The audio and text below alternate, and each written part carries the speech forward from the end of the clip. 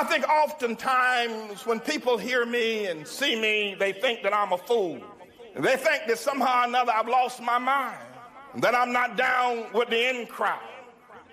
They've said that nobody would love me and that I'm an outcast. But let me say this here now. We can be clear about anything. Please let me be clear about this. And I pray that it's received and understood. I don't want to be one of you. I don't want to be one of you weak men, weak people. For my brother, I'd rather die. Death is welcome rather than to call myself you spineless black men. Side high, I ain't your traditional. Rapper smoking medicinal, stayed in detention. Life is all about principle, cynical ass niggas. Sorry that I offended you. I bring something different while niggas sounding identical. I'd rather drown in a swimming pool than to let you imbeciles stop me from topping my pinnacle. Try me blocked by the genitals. Trust me, it's not intentional. It's the difference between a gangster and a criminal. Cause real gangsters can't do Breakfast Club interviews. A lot of you niggas don't own a business suit. A slave for every pair of Michael Jordan tennis shoe. But anywho, got your bitch walking around like she winning pool with no bottoms on, just the top of her swimming suit. What you gon' say when the niggas gon' try to get at you? Them in what army, or you just talking in general? Cause in the end, we all gon' die like them Seminoles, nigga. These niggas weak. I'm fucking up, these niggas weak. These niggas weak. I'm fucking up, these niggas weak. I look at the sorry state of black men in America today, the destruction of the family, the loss of integrity. When as a young boy, black shot down every day for years without stopping, when I look at what we are as black people, I'd rather be dead than to continue to live against such. Y'all ain't trying to start a revolution. Y'all looking for a restitution. Niggas kill each other every day and ain't no evolution. My partner shot 100 niggas and it was never proven. We just labeled him a gangster and kept it moving. Let me give you the same outcome, separate shooting. A white man kill a black, we holler persecution. So instead of looting, it's time to find some better schooling. You can act like y'all don't understand when I'm elocuting. Did I stutter? I was never Reuben. Y'all ain't no Black Panthers. You wasn't there with Newton. You ain't Marshall Martin. Try to better humans. Instead of all these rappers, we need some better students. It's time to rebuild the neighborhoods that we helped to ruin. And the NAACP, y'all need some help recruiting. Fuck a resolution, let's get some retribution. I feel like Malcolm X when he left the movement. These niggas weak. I'm fucking up, these niggas weak. These niggas weak. I'm fucking up, these niggas weak. Y'all know what it is, yeah, I said it, nigga. All you niggas laying up with these bitches with no condoms and shit. Having mistake babies and shit, leaving these women to motherfucking raise your kids by their motherfucking self. Yeah, my nigga, I said it. You don't like what's going on in the motherfucking America, leave this motherfucker. When they said we were free, my nigga, that mean we were free to go back where the fuck we came from, my nigga. Yeah, it's a whole motherfucking continent that belong to us, nigga. It's called Africa, motherfucker. What the fuck is y'all talking about? Y'all ain't trying to start no revolution. Y'all motherfuckers spent 10 bands on the motherfucking section in the motherfucking club. 10 bands to build a whole motherfucking neighborhood in Nigeria, nigga. Get the fuck out of here.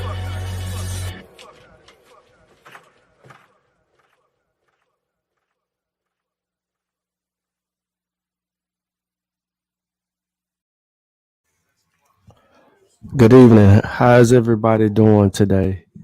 It's none other than your boy Sean P in the place to be, and we're bringing the Negro truth to you today. The Celtics are up on the Bucks. This is a heated battle between the two. Everybody know how it went down in Game 5. They pretty much, they meaning the Bucks, stole one, and now the Celtics are trying to even the series and send that thing to a 7.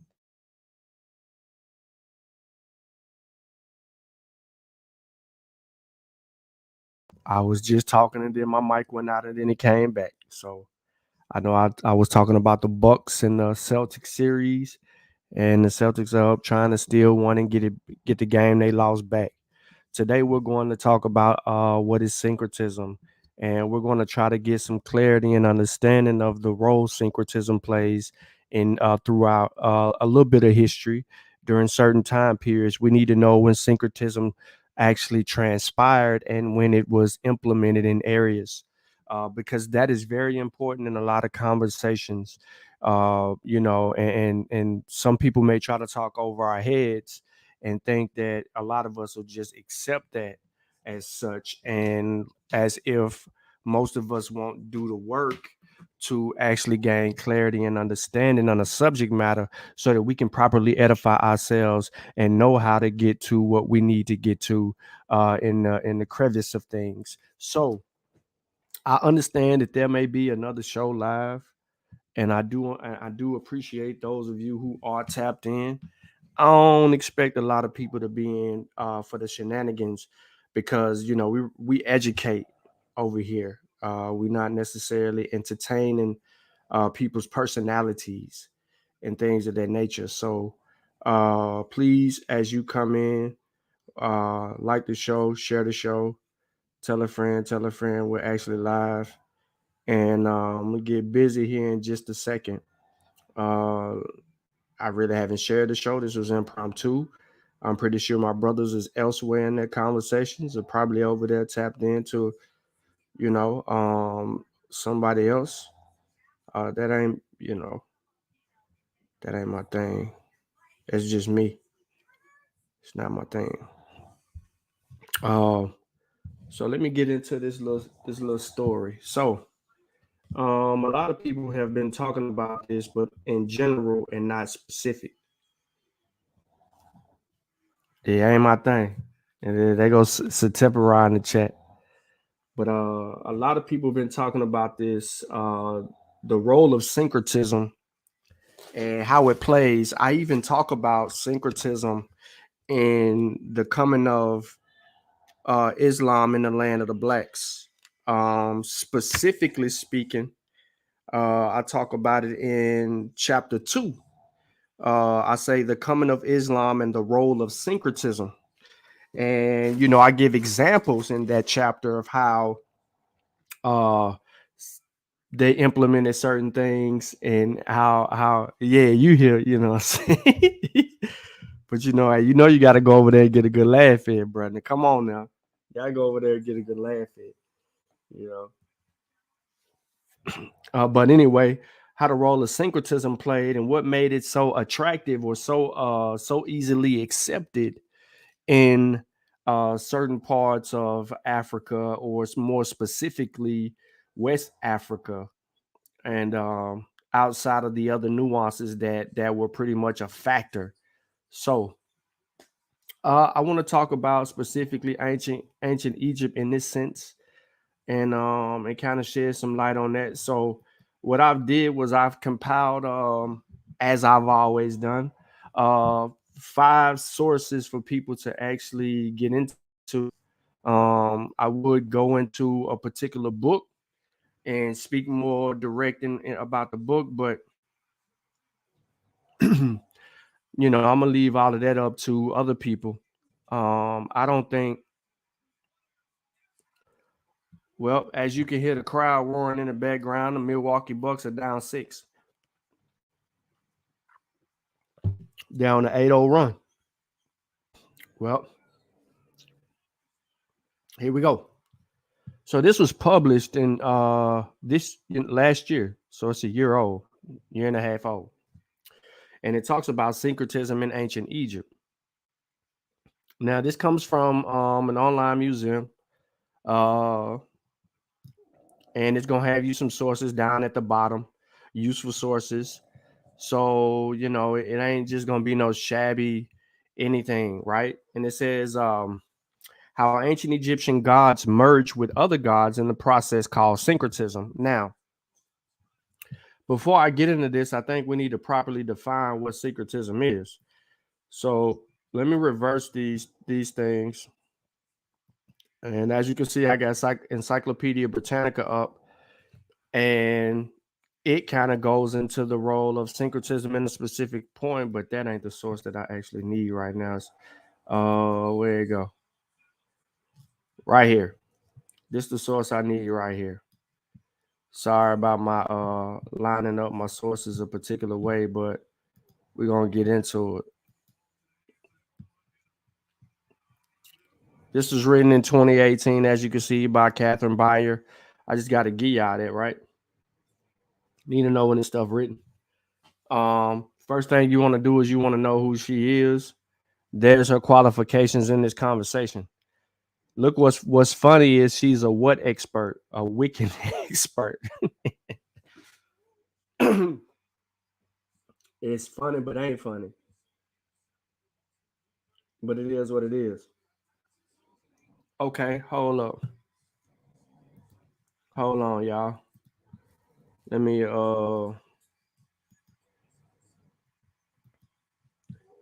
get this in right here. What's up, Double R? What up, Keish? Them boys hitting everything now, bro. If you on that internet TV, you way behind me.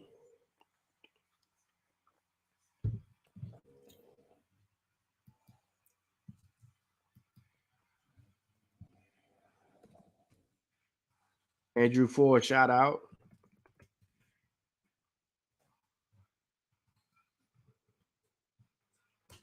All right, so check. I put it in the back chat. But shout out to Andrew Ford, man. You know what I'm saying? Yeah, Double R. We finna get into it a little bit, man. Anyway, so to know who she is, you know, what is her expertise? She has an MA in history.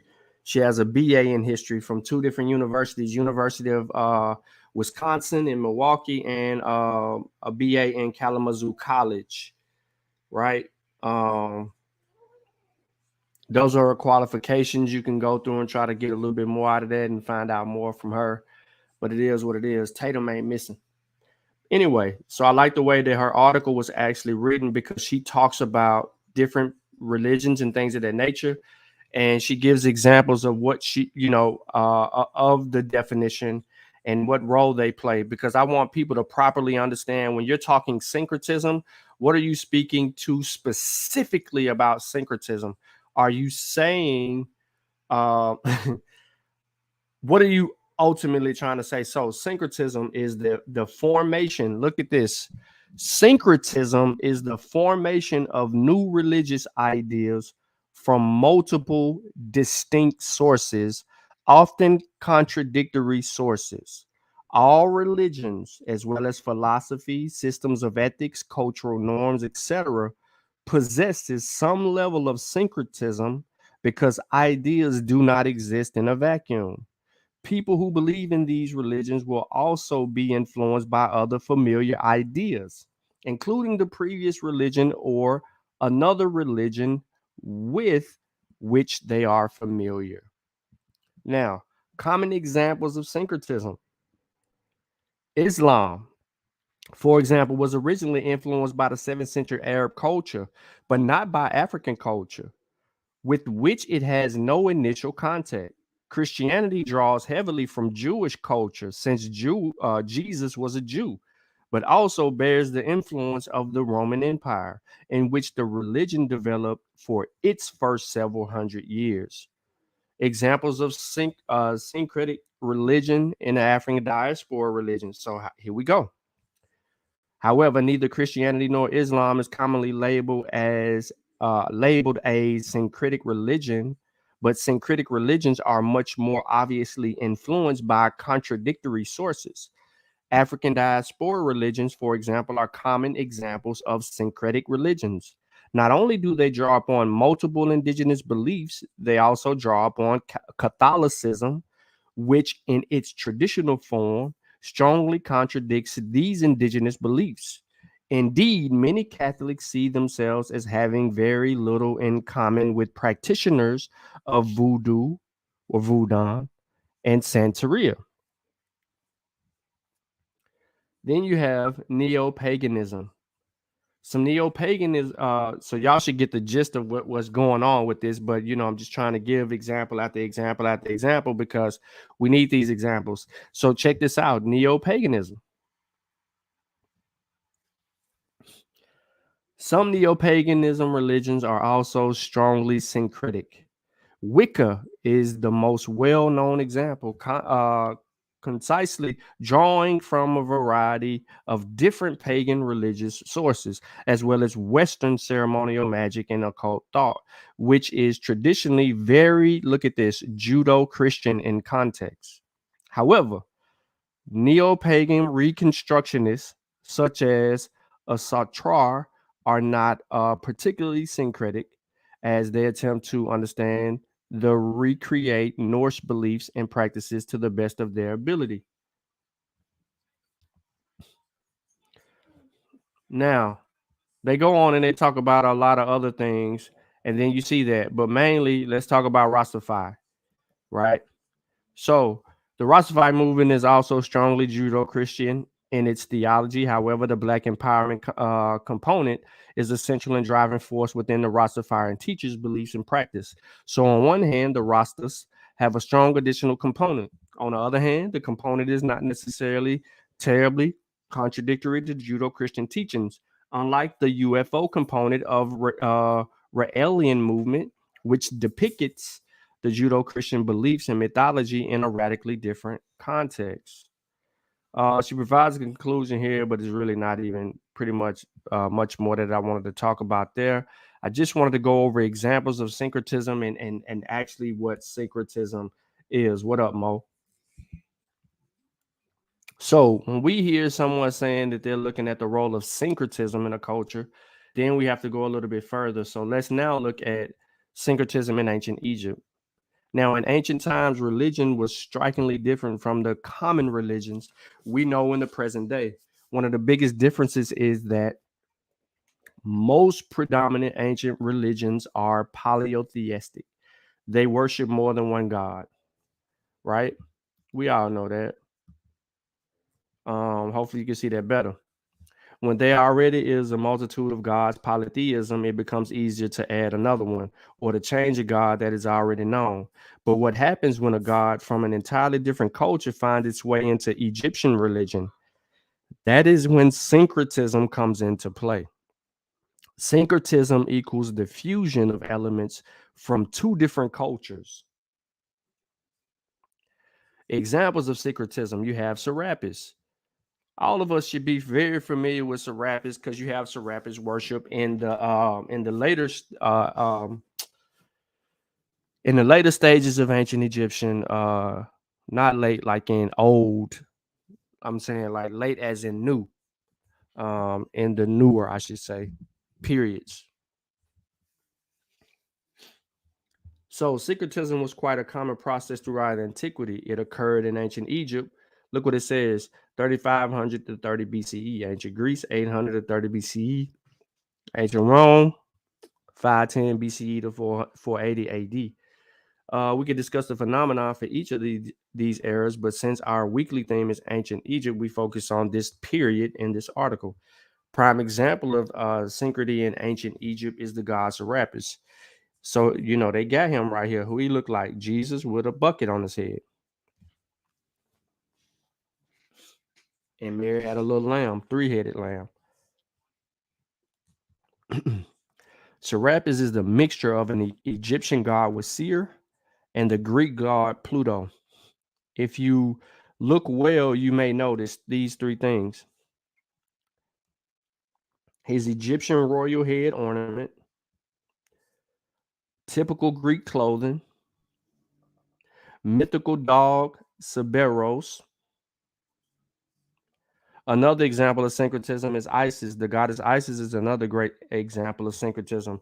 She was an archetypal feature, recurring themes found in religions all across the world. For Isis, these archetypes are as follows: the caring mother of Horus, the loyal wife of Seer, the healer restored with Seer after Set cut him into pieces, the royal. Isis qualities are commonly found in other cultures. In fact, it's hard to think of any ancient religion that is devoid of these archetypes. For instance, we find them back in the Greek goddess Demeter and the Roman goddess Fortuna. This commonality made Isis prone to be syncretized with local gods. What follows are visual examples.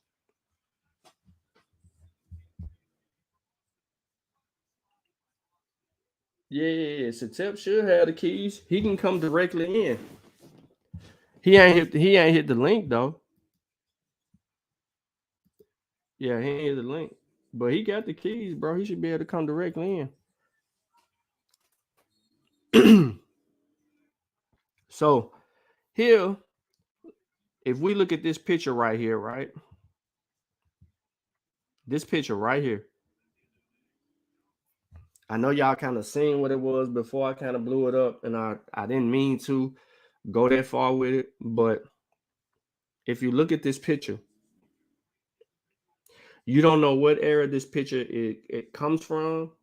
You know, you're looking at it, you're saying that this is Egyptian, but if you are familiar with what's going on, the transpiring, you probably watch the Seshu channel a lot because this example is used often, you know, since everybody black and so forth. You would think that, you know, this ain't really syncretism that's transpiring, but it really is. This is the Macedonian ruler of Egypt, Ptolemy Soter, 300 BCE. He meets Isis and Wazir like the pharaohs used to do. It illustrates how Ptolemy used syncretism to improve his legitimacy as a ruler of Egypt. Everybody should be familiar with that because that is exactly what he did. He fought to give credence to who he was and what's going on. Milwaukee is now sliding back down the totem pole. They're not making no shots.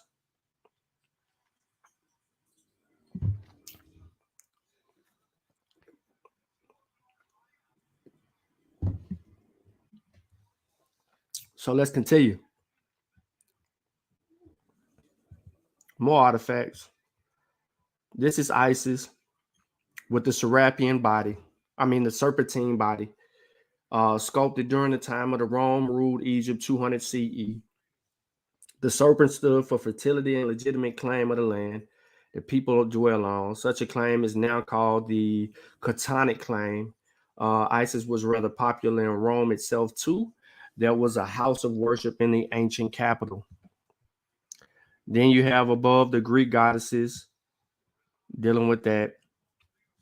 So now you have Serapis and Isis. So you see that. So these are pretty much two examples of what syncretism is, right? So when we go back to the Britannica and we're dealing with what we're dealing with from the Britannica, Tatum missed that 3. All right, so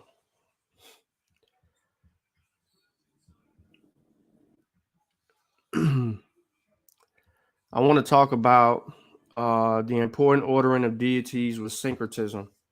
It's a term with a special meaning for Egyptian religion. Two or more names of gods were often combined to form a composite identity. Many combinations included the name of Ra. Prominent examples are Amun-Ra, a fusion of Amun-Ra and Wazir Apis, a fusion of Wazir with the Apis bull. Although composite forms such as Amun-Ra become the principal identities of some gods, the separate deities continue to exist and sometimes, as in the case of Ra, to receive a cult. In part, these syncretisms express the idea of Amun and his aspect of Ra. They were thus analogous to the multiple manifestations of individual deities. Through syncretism, many major deities came to resemble one another more closely. So this role of syncretism, right? I'm not going to form your conclusion for you and what you accept the role of syncretism to be. I'm only just going to walk you down a path of such, so you know what it is. So when you're reading things, you'll be able to properly identify. Come on now, people stingy with them likes, bro. Even though they don't cost nothing.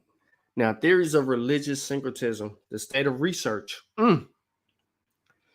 This is a long article.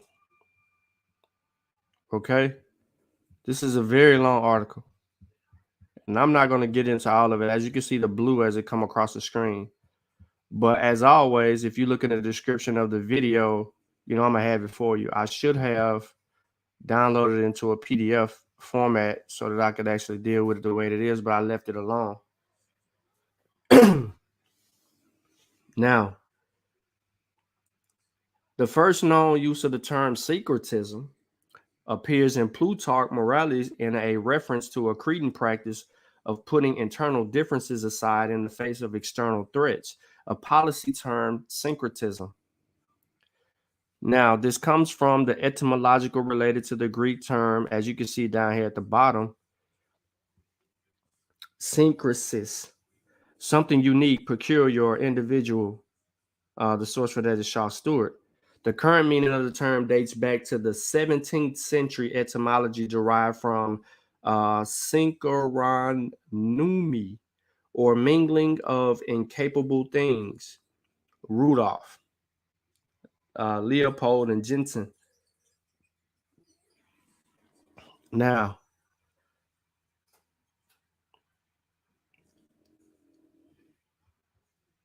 it is worth noting that the concept has political connotations from the very beginning.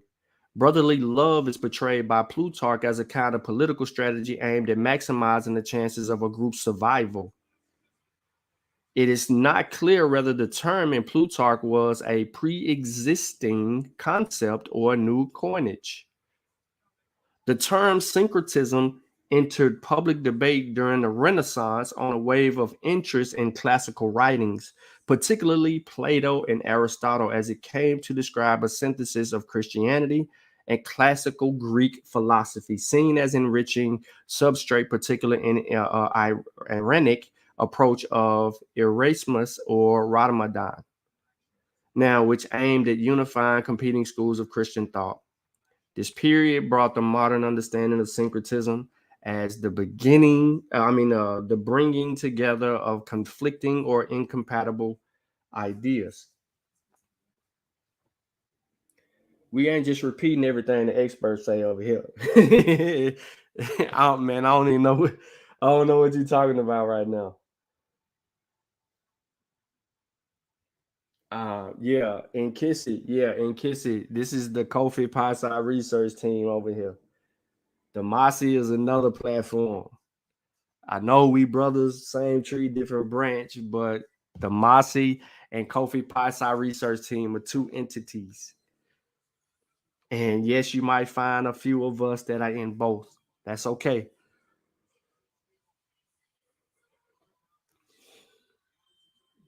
But I want to stop right here because I don't want to bore anybody to death. And I want to kind of get into a conversation regarding what do you think syncretism means, or how do you think people are actually using this? This is just another source, and it's talking about Serapis, right, which is what we just mentioned earlier, and additional information. So I just wanted to add that because I just don't want to give you a source. I want to give you a multitude of sources that you can access and you can actually deal with during your studies. And then there's a JSTOR article in reference to that. So when you hear people talk about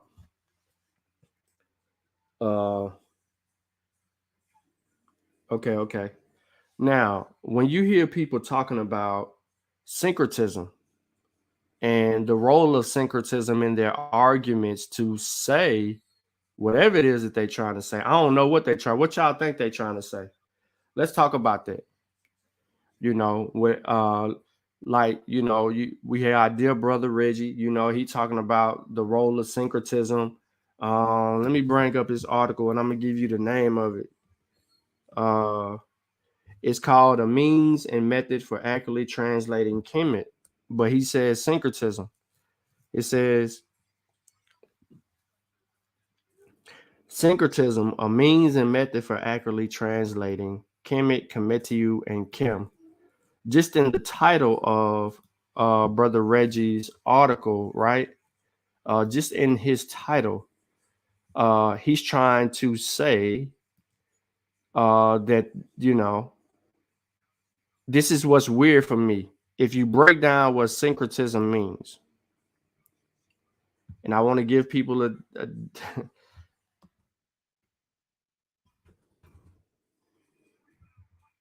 hold up, give people a definition. It's the amalgamation or attempted amalgamation of different religions, cultures, or schools of thought.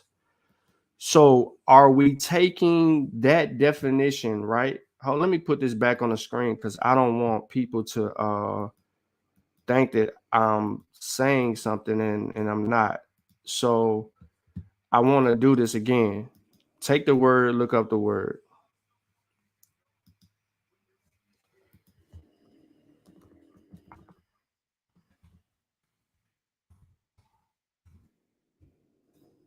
Uh, Put it on the screen for people. Zoom in if I can. They give two definitions. It's the amalgamation of attempted amalgamation of different religions, cultures, or schools of thought. Linguistics, the merging of different inflectional varieties of a word during the development of a language. Okay, so when we look at the title, Syncretism, a means and method for accurately translating Kemet, Kemetiu, or Kim. Now, are we using that definition right? Are we using are we having a linguistic argument? And you see what I'm saying? Y'all see what I'm saying now? Are you proposing a linguistic argument for how you're defining this very first word, syncretism? Are you doing the merging of different inflectional varieties of a word during the development of a language? Are you saying that there's a development of the language that is transpiring?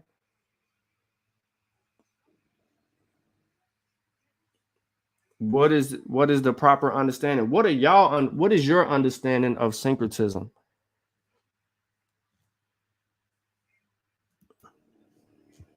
I mean, just on the real, you know what I mean? Like, what's your role? What role does syncretism play for you? For most of us, syncretism plays a role when we talk about the Yoruba, right? When we discuss the Yoruba, we immediately know that you don't get um, Santeria or Regle de Ocha, right? Uh, you don't get that without a root, and its roots was in Nigeria. They came over on those boats. They hid their cultural practices and beliefs inside of and gods inside of Catholicism, and therefore some of them survived. The gods survived making it across the Atlantic. So hold up. Too much gets lost in translation. White people cover up in convulsion of black facts. Okay. All right. So, what do y'all think of that? I mean, you can hit the link, join the discussion, double R if you're in the building. I don't know your perception on it. I mean, you're a New Yorker. Uh, you know, you read and you study and you have your arguments and things like that. If you want to make them known, you can. But if you know, if you as if you still here, you know what I mean? Because I know other people are live, and and um and I know that might supersede what we got going on over here tonight. Feel me? But I did see that Sutek made a comment, and in his comment he says we ain't just repeating everything the experts say over here, and that's a fact. And we just don't lead you to experts because that would be disingenuous if we can't show our work. Hold up. Who remembers this? Who remembers this? You're in math class, algebra, right? Your teacher just taught you about let's say certain equations, and they provide you a methodology or a formula for being able to show your work. They asked and they want to know, how did you come up with the answer for X, Y, and Z? What you had to show your work, right? You wasn't a mathematical expert. You wasn't an algebra expert. You had to show your work because she provided you with the method. Hold up. Let's do this a little bit differently, right? I don't want to get into other people's argument because I don't know what they're arguing, but I do want to try to make this point make sense.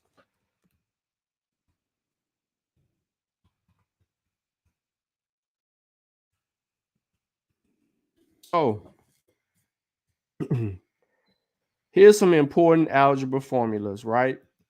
We can just go with this. I mean, I'm just bringing this up here because I want to be able to put some on the screen where y'all can see it real good. So give me a second. Oh wow, can't use that. Let's see if we can go somewhere else. Visit this site and see if we can get some stuff up.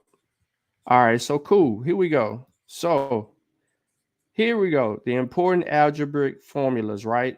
Teacher comes up and says you got A plus B, and then she got this 2 right here equals A2 plus B2 plus 2AB. So she gives you this formula and then she inserts some numbers in there. She, instead of A and B, she puts 2 plus 3. 2 plus 3 is 5, right? 5 times 2 is what? 10 equals, what was A? 2. So 2 times 2 is 4. B was 3. 3 times 3 is what? 9. Plus whatever, whatever. I'm just throwing some stuff out there.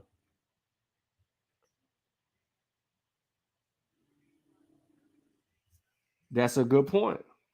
That's a good point. But my main point is this, ladies and gentlemen. When we were coming up in school, teachers provided us a methodology in order to answer algebraic formulas. In order for us to pass algebra, right? Many of us been out of math school in a while, but in order for us to do addition, subtraction, division, all of that, we had formulas. And inside of those formulas, we learned how to do these things, right? So when we're studying and we're learning about certain things, is it our job to just parrot what we're learning? I mean, what we've been studying and reading, or is it our job to understand, to learn how they how you know how they come to their conclusions? Maybe I study differently. Maybe I study differently. Because if you give me a conclusion, I'm expecting you to show me your work. And then if you're going to give me a source that says, they did X, Y, and Z, and this is what this expert says, well, then how do you know how they arrived at that conclusion? You must know how they arrived at that conclusion because you got the source in front of you. Can you not figure that out? Do you know their work? Do you know how to recognize their mode of coming to that conclusion? What was their model?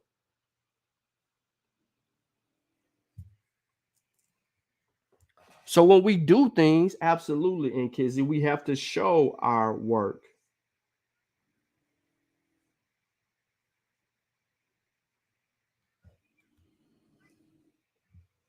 We have to show our work. And Sutek says, nah, my teacher said 4 plus 4 is 12. How can I argue with the expert?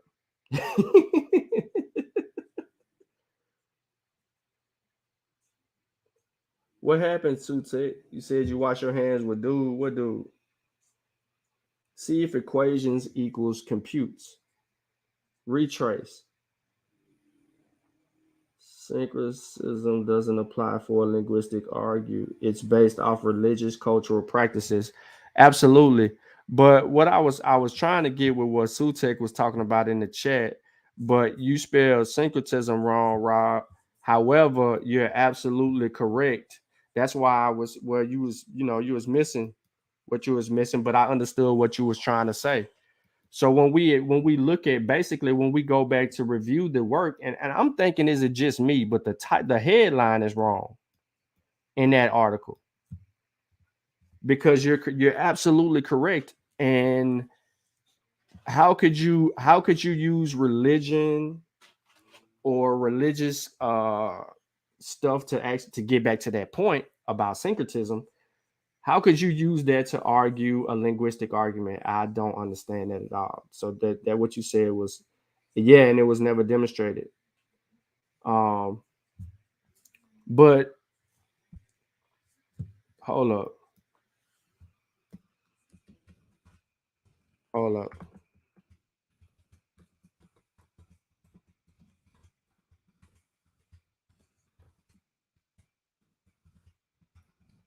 Y'all saw me say this the other day, but I'm gonna say this again.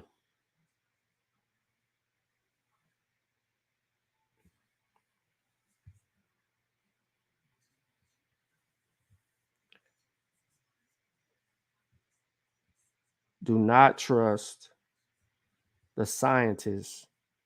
Trust the science. Do not trust the scientists. Trust the science. Do not, I must, one more time for the people in the back, man. This is annoying. Do not trust the scientists. Trust the science.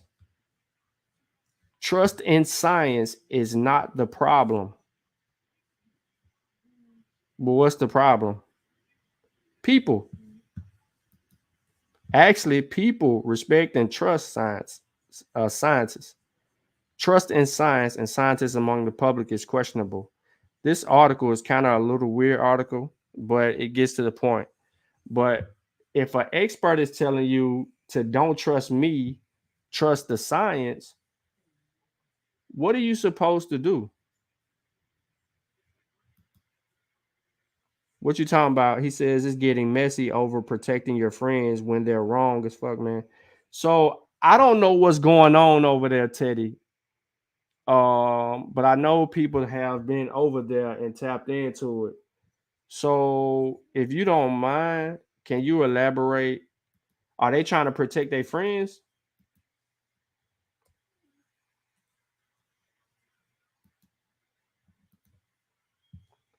Man, what the F was being syncretized? Oh, yeah, we don't know. I don't know. He was using syncretism. He was using syncretism to answer the question. The title says, let me give you the title. This is the title. This is the title right here. This is why you don't trust the scientist, you trust the science. So the methods that come behind it. But that's the title, Syncretism, a means and method for accurately translating Kemet, Kemetiu, and Kim.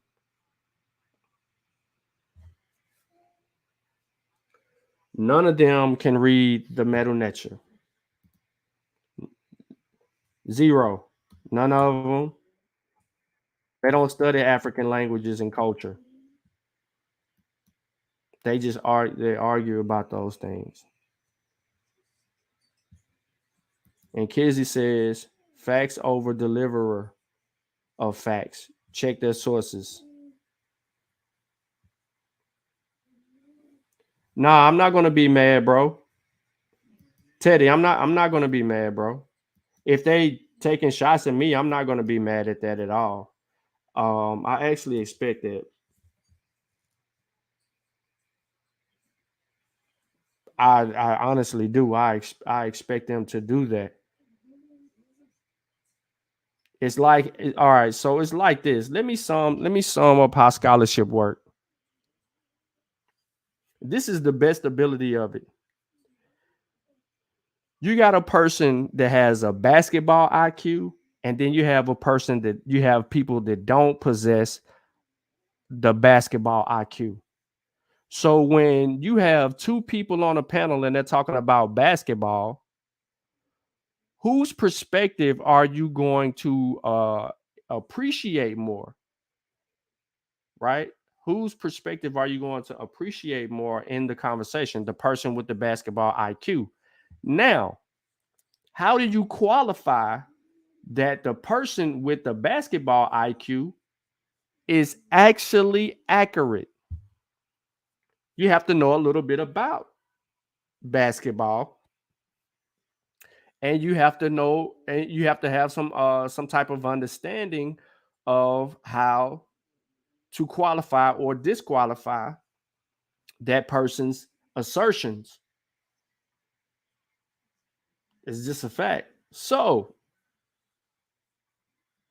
you need, basically, in short, you need to know how to really handle your business in that regard, to have a proper conversation with other people in order to engage it. And if you are shorthanded in the conversation, you honestly shouldn't be a part of the conversation.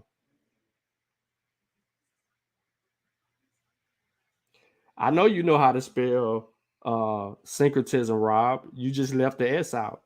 I mean, I knew what you were saying, but you on your cell phone. You probably smoking. Says I'm staying away from the BS. It's just getting messy. Oh, okay. You don't want to tell me. I understand. I feel you. Usually when people say that, you know what? I ain't even gonna do it. I'm gonna stay in my little point. I'm gonna stay over here. This ninja didn't even provide evidence as to why syncretism is effective in explaining what he talked about. He never defined syncretism and why he's using syncretism to establish a meaning for languages. That was never established either. But that's a different conversation. I, I I'm using his stuff as an example to say that there's so much for us to learn and understand that we just can't jump out the window in these conversations. We just can't. Teddy, just tell me, well, you ain't gonna tell me this. Let me check my messages real quick. Because usually when I check my messages, people send me stuff. And here we go. Don't send no book. He said he ain't done burning. Oh, okay. That's cool. Bro, hold on real quick. Okay, so you asked the question. Now I came in the chat asking legitimate questions. I got slick shots. I tried to start going back over there. Peer review is by no means perfect. It is. Yep, that's a source. Oh, yeah, I already knew that. That's why I haven't sent the book yet, because he want to talk. He want to talk mess.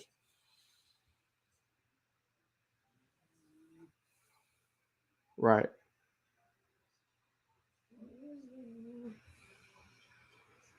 Hold up, just a second for me, y'all. I mean, if you want to protect your friend, you protect your friend. But I don't know why. I don't know why he trying to protect his friend.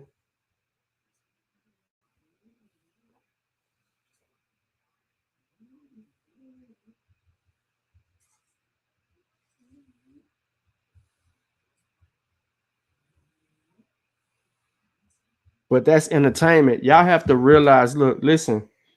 Y'all have to realize that when he's saying certain things over there on that platform, it's for entertainment purposes and frustration.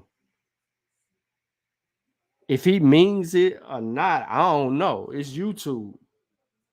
Let's just say he means it. Let's just say he means it. What comes out of what comes out of it? What's the purpose of it? What's the purpose of not being done burning books? What does that yield? Does that yield anything? What does that prove? Does it prove anything? No. What it does is it shows that you're trying to silence things. And the reason that you're trying to silence things is because your feelings is in the way. Why is your feelings in the way? You ain't even really in the conversation per se. Why is your feelings in the way? Because your friend is being attacked by me, and you feel the need that you look. He ain't called my phone. He ain't called my phone. I ain't called his phone. We were supposed to be setting up a conversation, a time to talk. But if it's not even, if it's being spoken on like that, then there ain't no need to even talk. But what do y'all expect? Rob crazy. I'm like Chronics. I don't do it for the likes.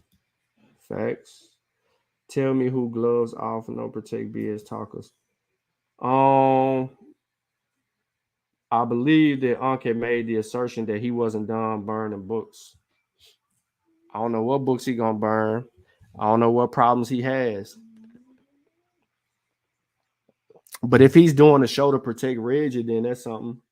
That's interesting. I don't know why, but a lot of them don't know about the peer review process. They don't read anything. They hear peer review and then they go from there. But Unc should know better because there have been peer review articles published in the Lancet that have been retracted. We went through a whole pandemic and saw retracted articles from open access and from highly accredited journals, sites. So why are these articles being retracted? There's your question right there. Why are they retracting? Why all of these articles that was being written have been retracted when it came down to the pandemic? So you can get an article published in a major journal, in a peer review journal, and it get published. You can. It happens. What else, Utek? What up, man? What's going on, man? Real quick. How do we substantiate the claims of said experts? I went over there to the other channel and I ain't get no answer. They kind of buck dance around the question. Yeah, you got to know the work. You got to know how to do the work in order to substantiate the claims. If you don't know how to do the work, then you're appealing to authority because you're handicapped. You don't have an element of edifying the other people. If all you can do is point me in the direction of an expert, I could have did that shit on my own. I don't need you to point me in the direction of it. I need you to tell me why this expert is accurate. So that requires you to take another element or another step in the learning process. So you would need to know how they came to their conclusion. What was their methodology? What was important about their work? What are some of the highlights, right? What can I use in order to build on the body of knowledge that help us move forward? Why am I talking about a damn vaccine to people if I don't know how the vaccine is made? If I don't know how the vaccine is works in the body and how long it stays in the body and all of these other things, why would I talk about a vaccine? You know what I mean?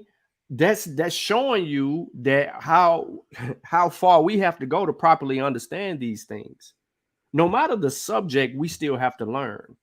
It's like linguistics. For people who don't know linguistics or won't take the time out to study linguistics, it's tedious. It is just like the metal nature. It's tedious work. There's steps that you have to take in order to do the historical comparative method, and you have to apply those rigorous steps in order to substantiate information. If you make a wrong move, or you do something different in that process, then you're going to yield to a faulty conclusion. With anything, it's not just linguistics, it's with anything. Think about it. Can I come to now hold let me say this. Sometimes you can guess the right answer. That's Yep. just guesswork. Mhm. But then when you show your work, you didn't show how you came to that conclusion. That's a problem. Conclusion in the wrong way. So even though Right, you get the right answer, you might have went about it the wrong way. right, right. And that can get your stuff retracted as well. So you got to know how science works. And the thing is that a lot of people don't know how science works. They're giving us, listen, the best thing that ever happened to us was open access. When they opened the access to all COVID information across all major journals, they began to no longer hide information. What that did was give us an opportunity to see how scientists think, how scientists behave, how scientists construct and work, and then how they demonstrated their knowledge on paper. They gave us an opportunity to see that. So you didn't have to go to a university or a school to properly understand methods and models to come to those conclusions, because you're seeing the demonstration for yourself. Now, at that point, it just goes down just like this. If I show you how to draw a stick man once, twice, or even 3 times, at some point, right? At some point, you're going to know how to do this, how to draw the stick man, and you'll be able to show somebody else. That's what science is. Science is about showing your work, demonstrating your work, showing your work, and then advancing your work. And when you get to the advancing of the work, that's you teaching someone else how to build on that body of knowledge to further the discussion and the information. So I don't expect you to get certain answers from certain people when they in their feelings. It's not going to happen. That man says that's not going to happen. And I apologize to a lot of people that are now coming to the conclusion that you've been duped. You've been misled. You've been used. And now you're in a position to see all of these things for yourself. I don't have to tell you these things no more. You can bear witness on your own merit. See, when I muted the noise, the best thing that ever happened to me was it gave me an opportunity to sit back and review everything that was in front of me in the middle of turmoil. Because the Egyptians have a saying, order precedes chaos. And sometimes people can only learn in a chaotic moment for some people. And in others, you know what I mean? There's never no learning that transpires or takes place.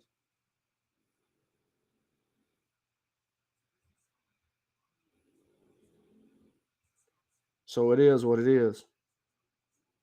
So I apologize, bro, if you went over there thinking that you was gonna get an answer to a question. That shit wasn't happening. Because some people they're not really science enthusiasts, or they don't know how science actually works. They just like to throw that stuff out there to be supportive of their belief system. Their belief system would be atheism. And in the belief of atheism, you have to have something to stand that you can put in front of atheism to protect your atheism, and that's science.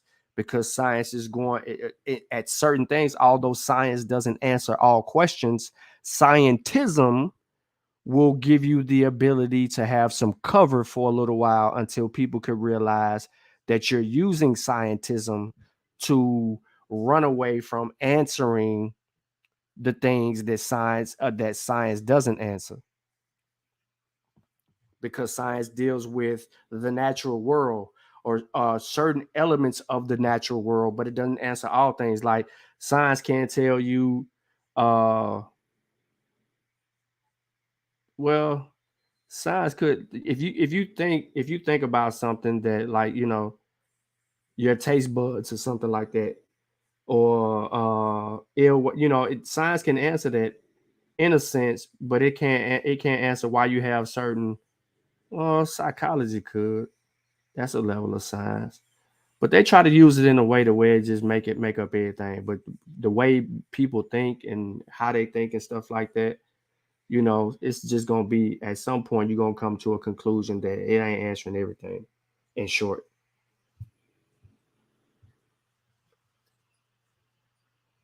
He says, Robert Rand says Sean is full of black bull. Facts. They care about the steps. They just want the conclusion. They don't care about the steps. No, Pure, you're absolutely correct. But you don't know if the conclusion is that goes back to Sutek question. How do you know if it's right? How do you know if the conclusion is right? All right, so I'm gonna read this to you, and you tell me if the conclusion is right. You don't know nothing else. If all you worried about is the conclusion, I hate to do this. I know they defending Reggie, and it's okay, because, you know, Sheffrin had came over there yesterday, and I seen Sheffrin pop up, and so, you know, they trying to give, after they beat him up, but because it's me and I'm on the attack on this information, they feel the need to defend him in some way. So in this paper, I have shown important statements of African of the Nile in what is referred to here as the Kemet civilization. These statements were analyzed in their context and with syncretism. I have attempted to show that these African people deified themselves in god forms and in sacred animals to personify themselves. Kim was shown to be a direct description of the black person, and Kemet was shown to be a personification of the sacred black ram or cattle. This examination is consistent with and affirms the position and arguments that both Diop and Obanga presented at the Cairo Symposium. What is that Kemet can mean only one thing, Negro, in the pharaonic tongue. I agree with other linguists, such as Netanyahu, who have used linguistics to agree with Diop. And though not covered here, their overall point that other forms of Kemet written language, such as Demonic and Coptic, continue the syncretism and meaning. When you get to Demonic and Coptic, you see syncretism because you have an influence or an influx of foreigners coming in. So the script begins to change. You see that from late Egyptian all the way up until Coptic. The scripts begin. It's like 5 different scripts.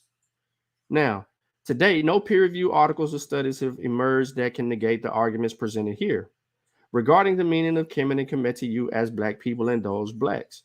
I also want to state that the grapheme Kemet means more than Egyptian, but describes who they are through syncretism.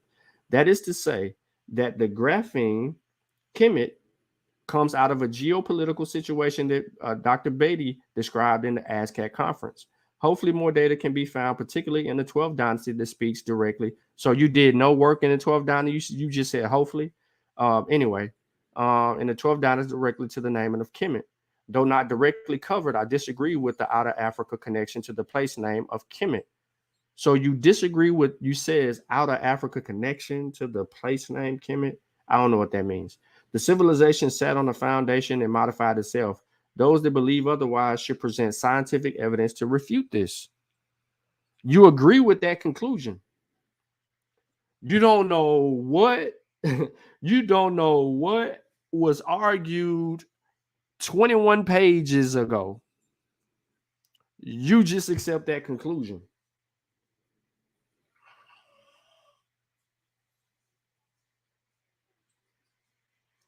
How could you accept that conclusion without reading the works? How did the person arrive to the conclusion that they came up with? Did they go through the proper steps to even get to that conclusion? Where is the handicaps in that works? Why is this an important factor? What are we really ultimately talking about here? We can't just accept that as an overall conclusion and then move forward from that.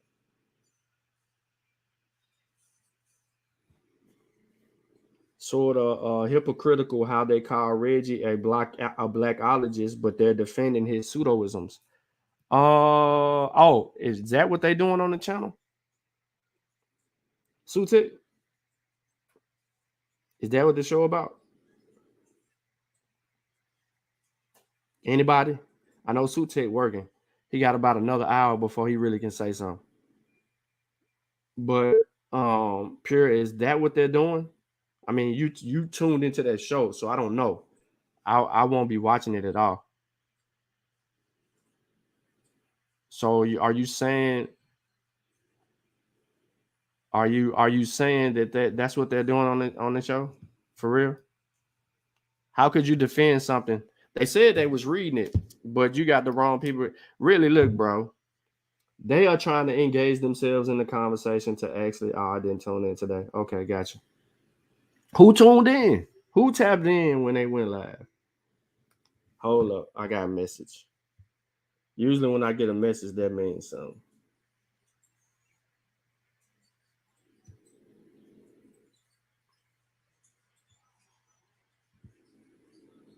I'll put this in the wrong place.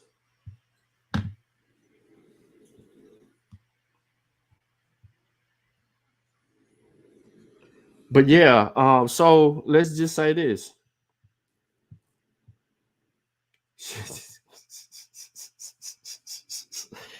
Let's just say this. So I'm gonna use Taka Kilimanjaro as an example, ladies and gentlemen. Right?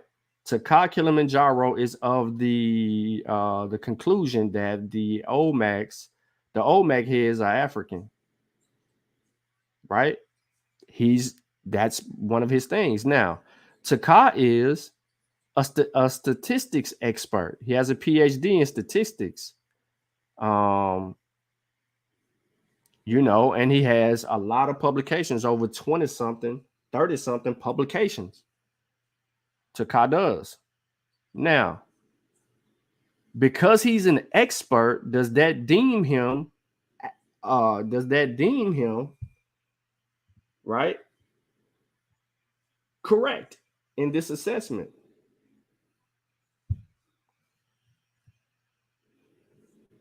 No, it doesn't, because there's that's a faulty conclusion and premise.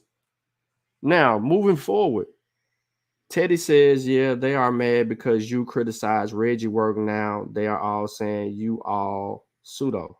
Oh, okay.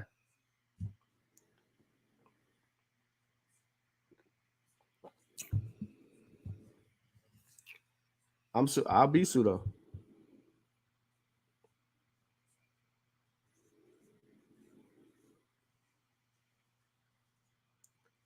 All right, so hold on 1 second, y'all.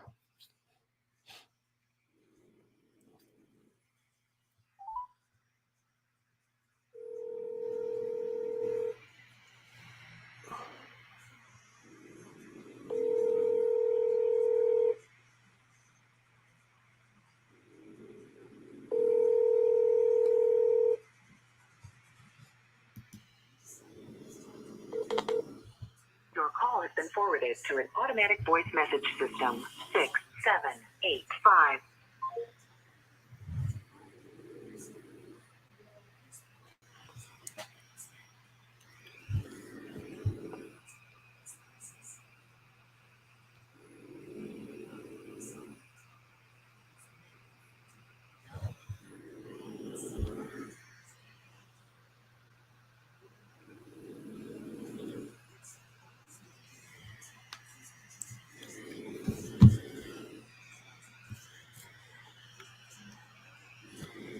Y'all heard me call him, right? You heard me call him. I ain't arguing with him on YouTube no more because that muddies the waters and people don't really, you don't get heard.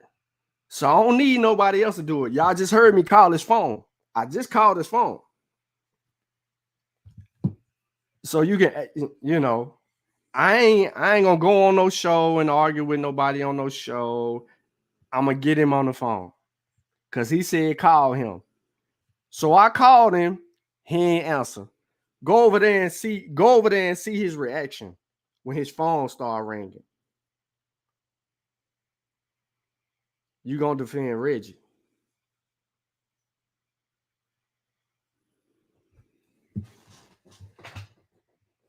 I don't care about you defending Reggie, because that just says to me that you don't have any integrity. You don't have any scientific integrity, and you don't have no integrity as a human being. You don't.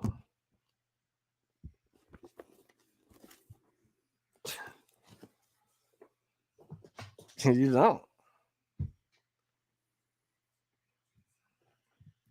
So why you mad? The other people on the platform, I don't care what they say. That don't matter to me. They're part of the problem, but I don't care what they say. Pseudo defenders should be their name.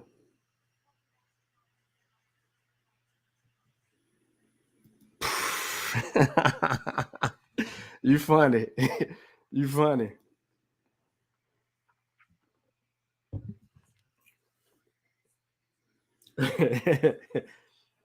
But yeah.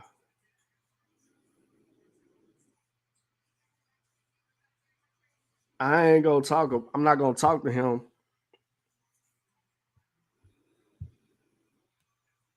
I'm not gonna talk to him on YouTube. That's out.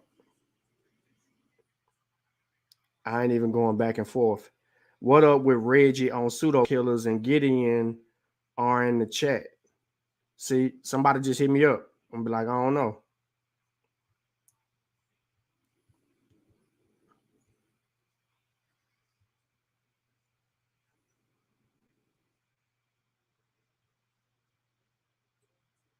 I don't know.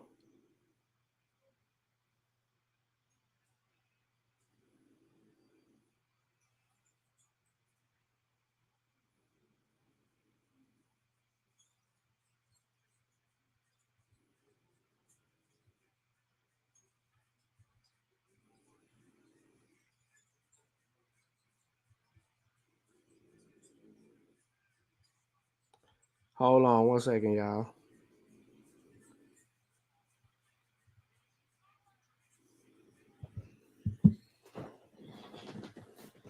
All right, so I called him. I was gonna go mute, and I was gonna let see if Sutek was gonna answer if he did whatever it is. But I'm not gonna go back and forth with dude no more on YouTube. That will never happen again, ever. Never. No videos, no response videos, nothing. I didn't hear what he said or how he said it. You know what I'm saying? He could tell me on the phone, or he could tell me to my face how he feel. If he feels like I'm pseudo, or he feel whatever, he can say that to my face. Or he could tell me that over the phone. I am not going to get into a back and forth conversation with him on YouTube. It gets too muddy. What up, Jerome? It gets too muddy and perspectives get lost, and then it's no longer about the information. It's about people's opinions and personality worship. On the other hand, I don't even care what he says at this point, because I'm not gonna watch the video. Like I said, people are always going to reach out to me and say the things that I said. I mean,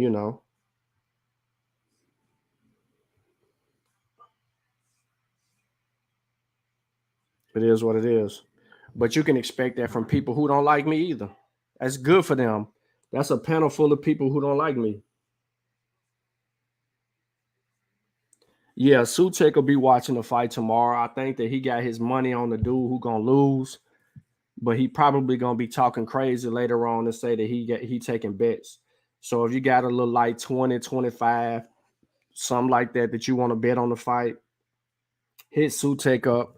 He'll be taking bets. He'll be taking bets.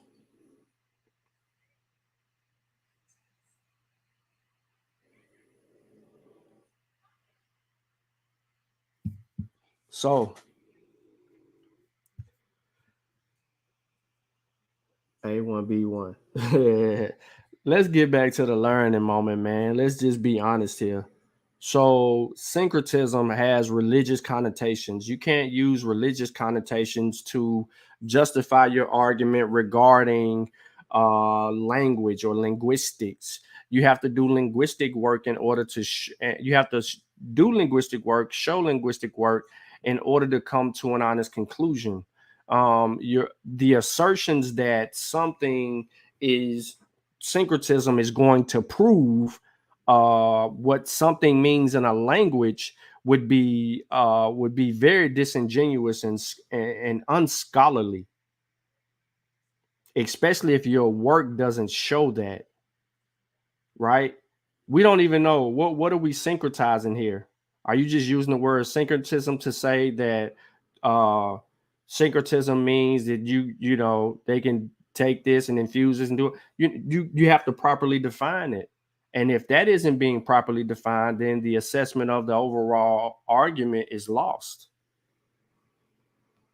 So ultimately, you know, it is what it is with that.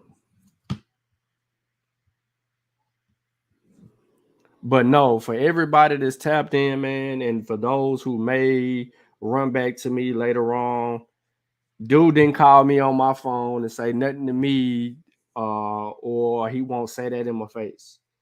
You know what I mean? If it was something disrespectful, it's not going to be said in my face. If it's someone on a YouTube channel trying to call someone pseudo or something like that, then it is what it is. I can take y'all back to 2020 and 2019, and I can play a whole list of videos that would show you who relied on my work and my research during the entire pandemic.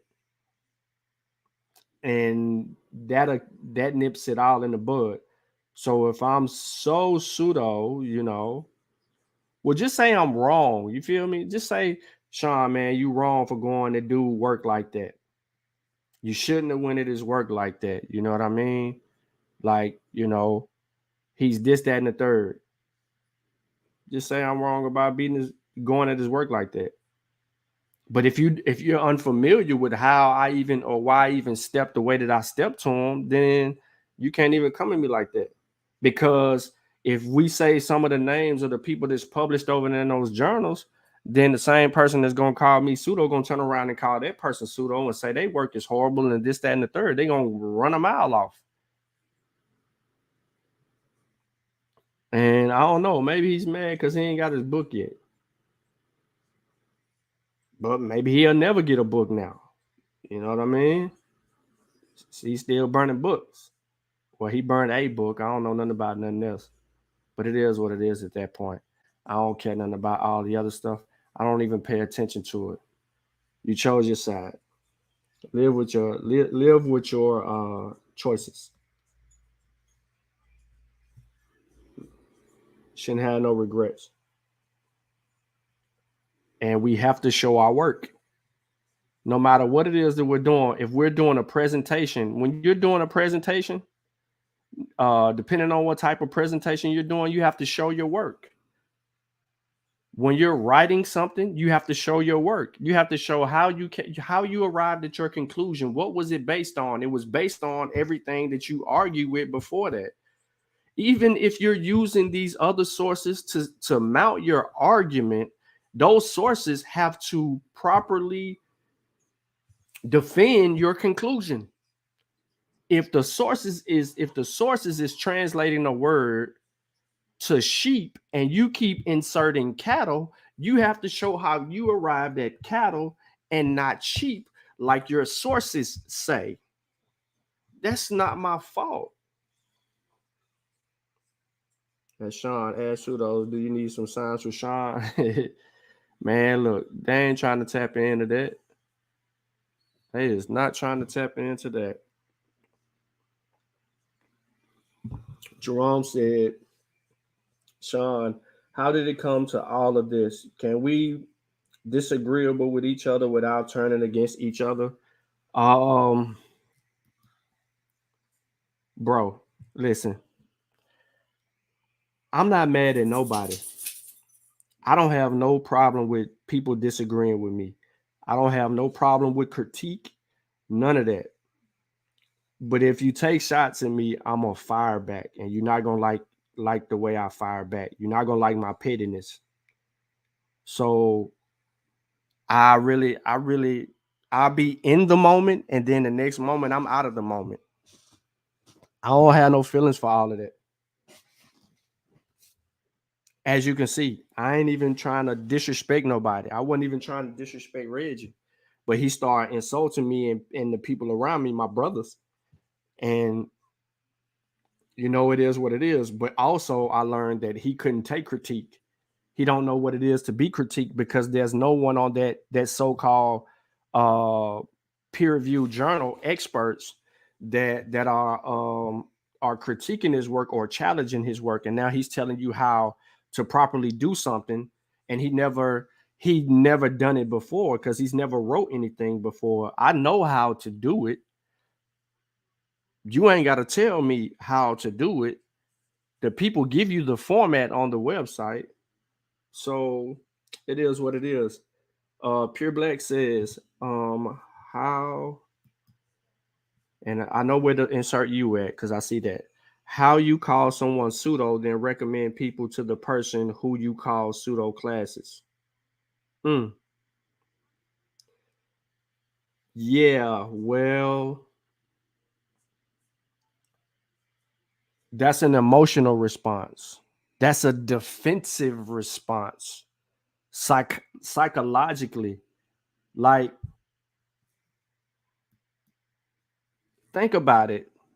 What reason would he have to call someone pseudo? What reason? Can you name the reason why he would have to call someone pseudo? You know why? Because it's me swinging the axe at everybody. It's me swinging the axe. And certain people, like I told y'all before, they feel like certain people shouldn't be critiqued. Certain people should be left out of it. Like I shouldn't challenge certain people. I'm supposed to be on the same team with these certain people. You see what I'm saying? Had to leave, made feelings over there. Okay, yeah. They all in their feelings over there. But I guarantee you that there's a large portion of people that are tapped in. Like they probably even listening right now. But that's neither here nor there. I'm not worried about they. I'm not worried about they. I know how to arrive at a proper conclusion based on evidence, not feelings and emotions. And therefore, I don't care who you are. I argue with everyone. No one is off the market from the argument. That's just the truth of the matter. No one is off the market for the argument, bro. Straight up and down. I critique people on my team. That's the way we get better.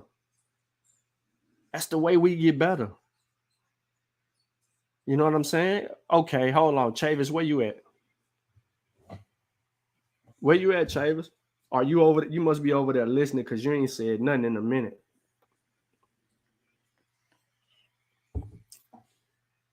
Yeah. Ben said we need to stop saying the word pseudo because we're using it wrong anyway.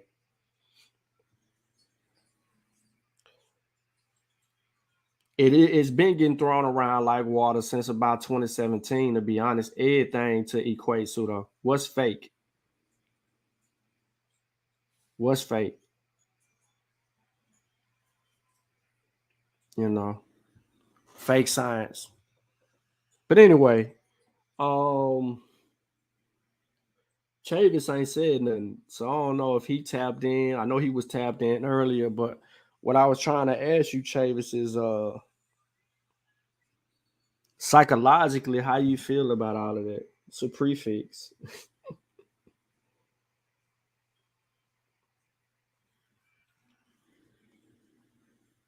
How you feel about that?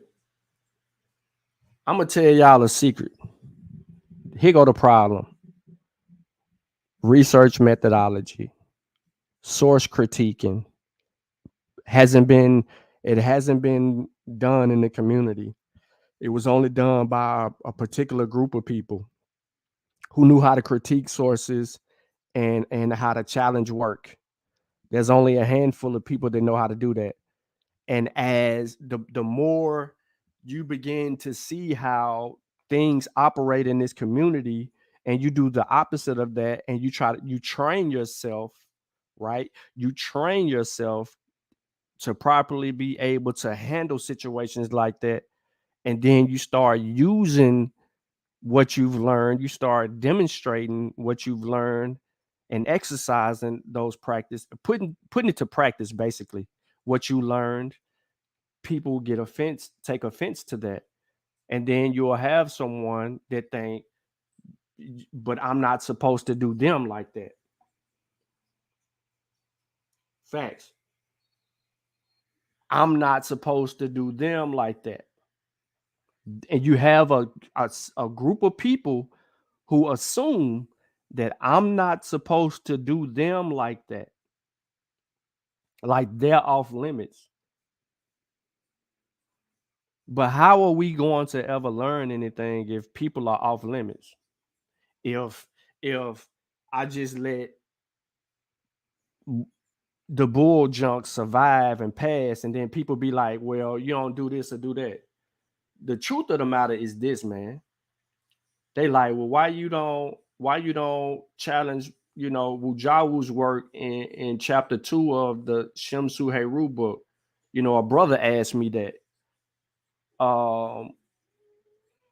Why I don't? Because I understand the argument. I understand his work and what he's establishing there.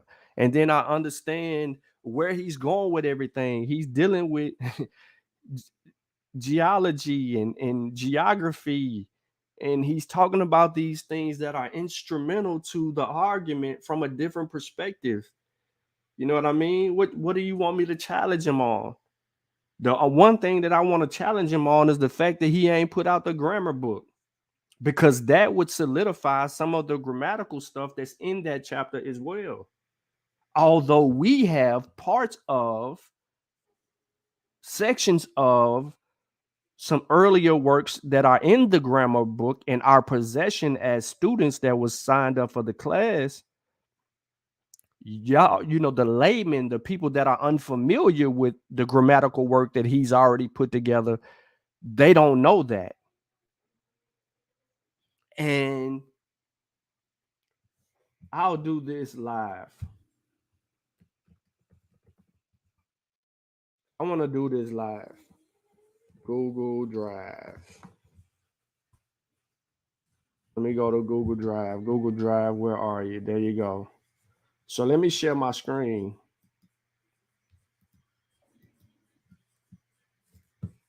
Now, what I'm not going to show you everything, but I'm going to show you something. I got a text message.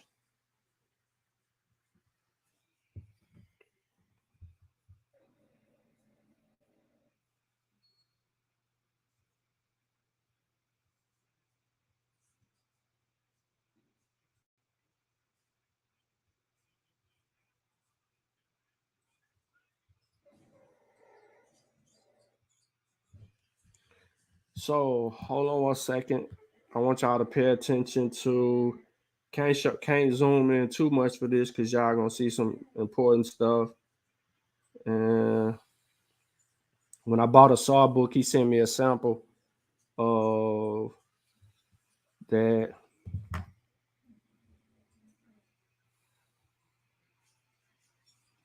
Hold on.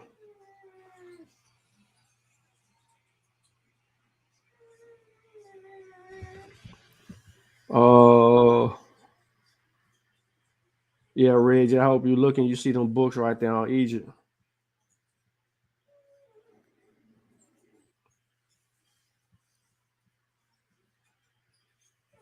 All right, so if y'all can see right here,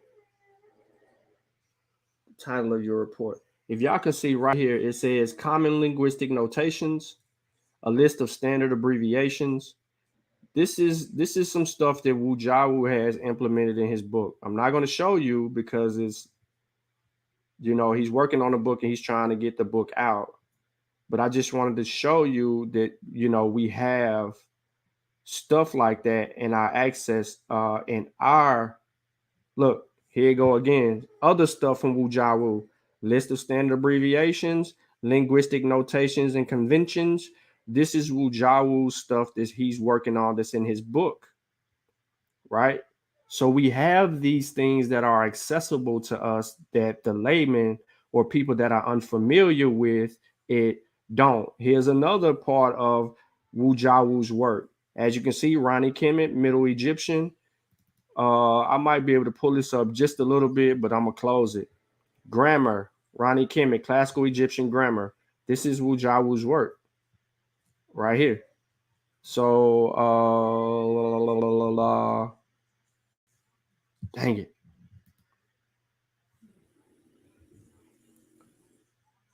That's just showing y'all that, hey, he's working on this book. He has it out. He's been having these things out. Some of the things that he argued in, the stuff that he argued grammatically in the chapter 2, we actually have access for it and additional information, which was provided to us that was not provided to everybody else. As you can see over here, look, word formations. This is Wu Jiawu's work. I'm showing y'all different aspects of Wu Jiawu's book here. And what you can expect to see from it. Here go my article. Here's my article right here. I could have pulled this up yesterday because their website was tripping, but I didn't. And then y'all see all these other presentations and stuff like that by me from the past. And these are all in my Google Drive. So, I got 2 laptops and presentations on 2 laptops. So I have to make sure that, I save as much information as I put out, even though it's on YouTube. I can be able to go back and put something together if I need to get to wherever I need to. As you can see, I also have work from Sister Monica, who should have a book out regarding the stuff that she talks about every Wednesday over on Brother Garfield's podcast, and her teaching me how to do certain things and get into all of the government stuff. Like I have that. But yeah, let me pull this up. I don't care if y'all see this. This already been put out. But, conscious confusion on the place name Kemet. Yeah. So this lets you know I had to send it to my Google Doc. I believe I sent it to Google Doc because I either had to email it to Unc and he had to send it to Reggie or something like that. So I just did it this way so to get there. So, but it's here. Look, the last time edit was on May 16, 2019. So I haven't pulled this up since then. Then that's just to let people know that, this thing has been dealt with. And look at that. The General History of Africa, Volume 6, African Ethnonyms and Toponyms. So let me pull this book up for y'all right now. The General History of Africa, Volume 6. 5-6. General History of Africa, Volume 6. Okay, now I got the book up. I want to show y'all the book. I don't see how y'all deal with what Bob deal with though. This volume 6. And in this book, right?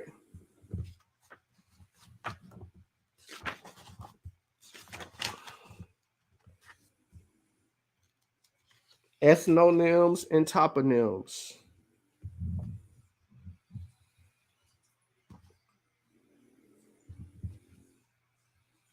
Ethnonyms and toponyms. I think I got the right book. I might be tripping. Hold up. What am I supposed to say? Did I say 6? Yeah, I said volume 6. The General History of Africa, volume 6. Ethnonyms and toponyms. I need to probably see if I can download a PDF and pull it up for everybody so that y'all can see it. But yeah, so Africa at the beginning of the 19th century, issues and perspectives. Agricultural systems, patterns of authority, initial initiatives, illusions, or economy, trade of Africa, demographics. Yeah, so that's why we read the books.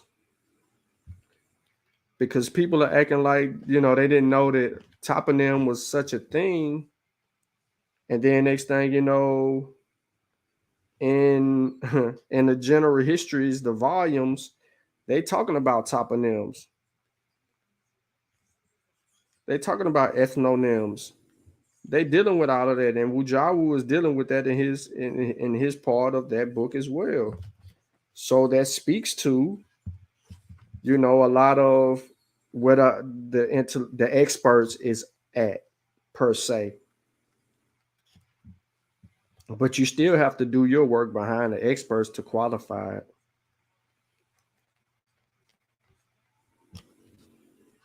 And like I said, when I wrote that back in 2019, I could update that and do a better job on that work, just to be real. And get all the way into it. What year is the publication? 1978. 1978. Let me go back to where I quoted the book.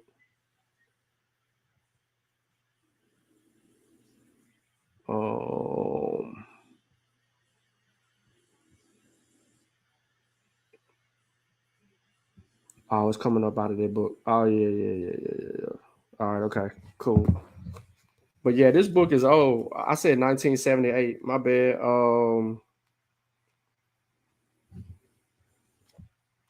This particular volume is hold on. It said no. I got this volume wrong.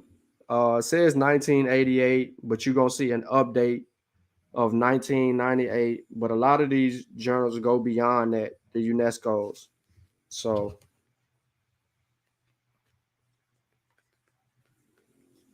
you go through that. But yeah, man, I got all the volumes. I got all 8 volumes of UNESCO. You need those things. You need them for good reasons like this. The conversations is being had.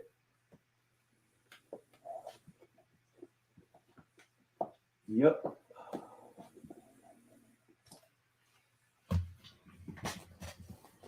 And my writing got a little bit better since 2019 too. In case if people think this is WWE, think that the one I bought for $2. Now the one you bought for $2 got the is 7. I think it's 7 because it got the clay dude on there with the gun. Deal with bipolar people. He said, my patience too thin for niggas conscious community antics. Yeah, yours got the is 7. So let me see if I can pull something else up for y'all.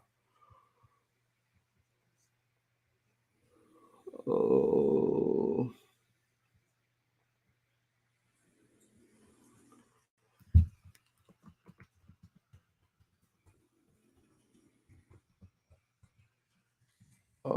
Yeah. So I'm gonna give a shortcut document. And I'm gonna put it on the screen.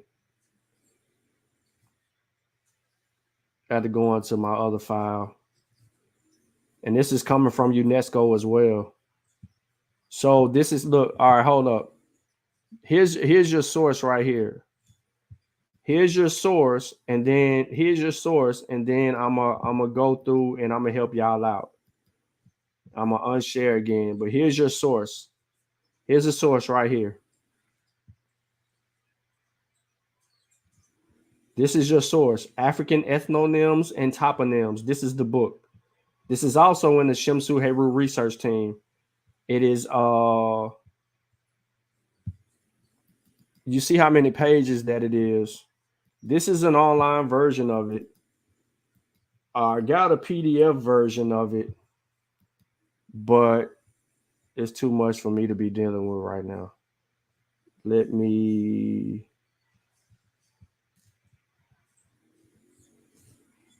help y'all out. You know what? Hold on 1 second. Let me do this right for y'all. Hold on. Let me go get the other version of the book. Let me just get the other version of the Bizuk. Because you remember, there was somebody claiming that outside sources was coming up with this whole thing about ethnonyms and toponyms. Right? Y'all remember that, right? Someone else was coming up with that. Well, the general history of Africa, right? The general history of Africa asserts, and I'm going to pull this up for y'all.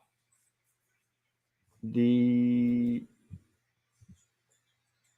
PDF version.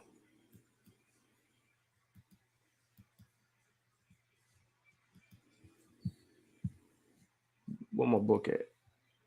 No, I don't want that. My book right here.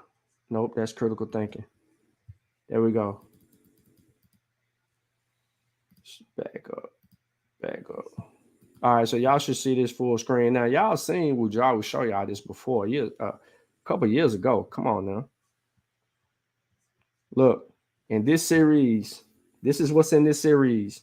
The people of ancient Egypt and the deciphering of the Maradic script. The African slave trade from the 15th to the 19th century. Historical relations across the Indian Ocean. The historiography of Southern Africa. The decolonization of Africa, Southern Africa, and the Horn of Africa. African ethnonyms and toponyms.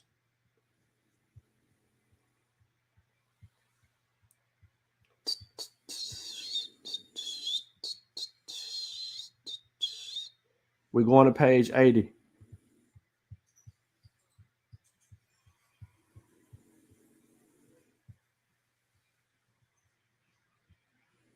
Hold on, I want to see something real quick.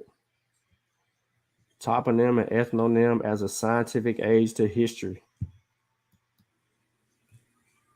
So, what does it say in the very first paragraph?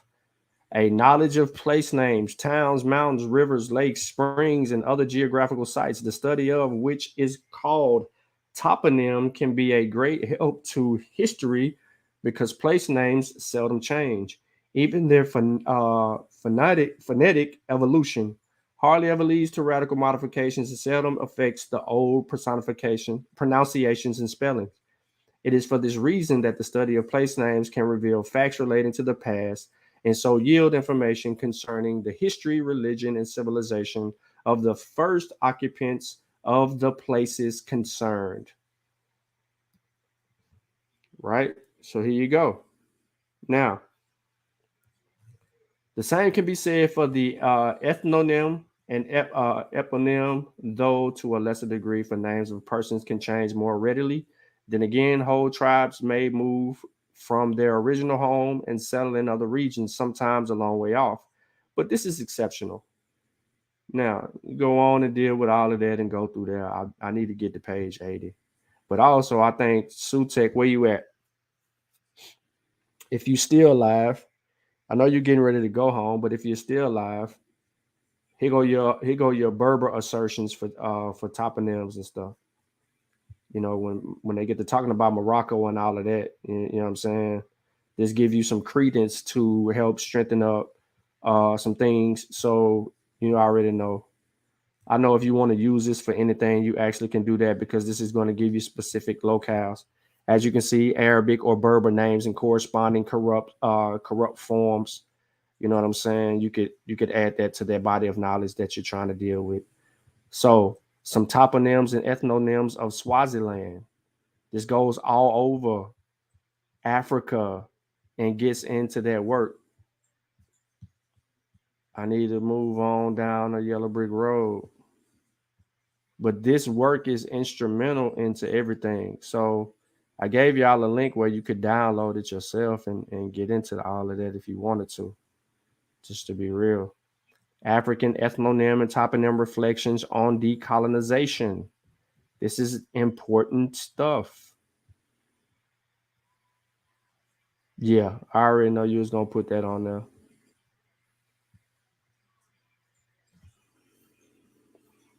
So now suggestions for the harmonization. That's important.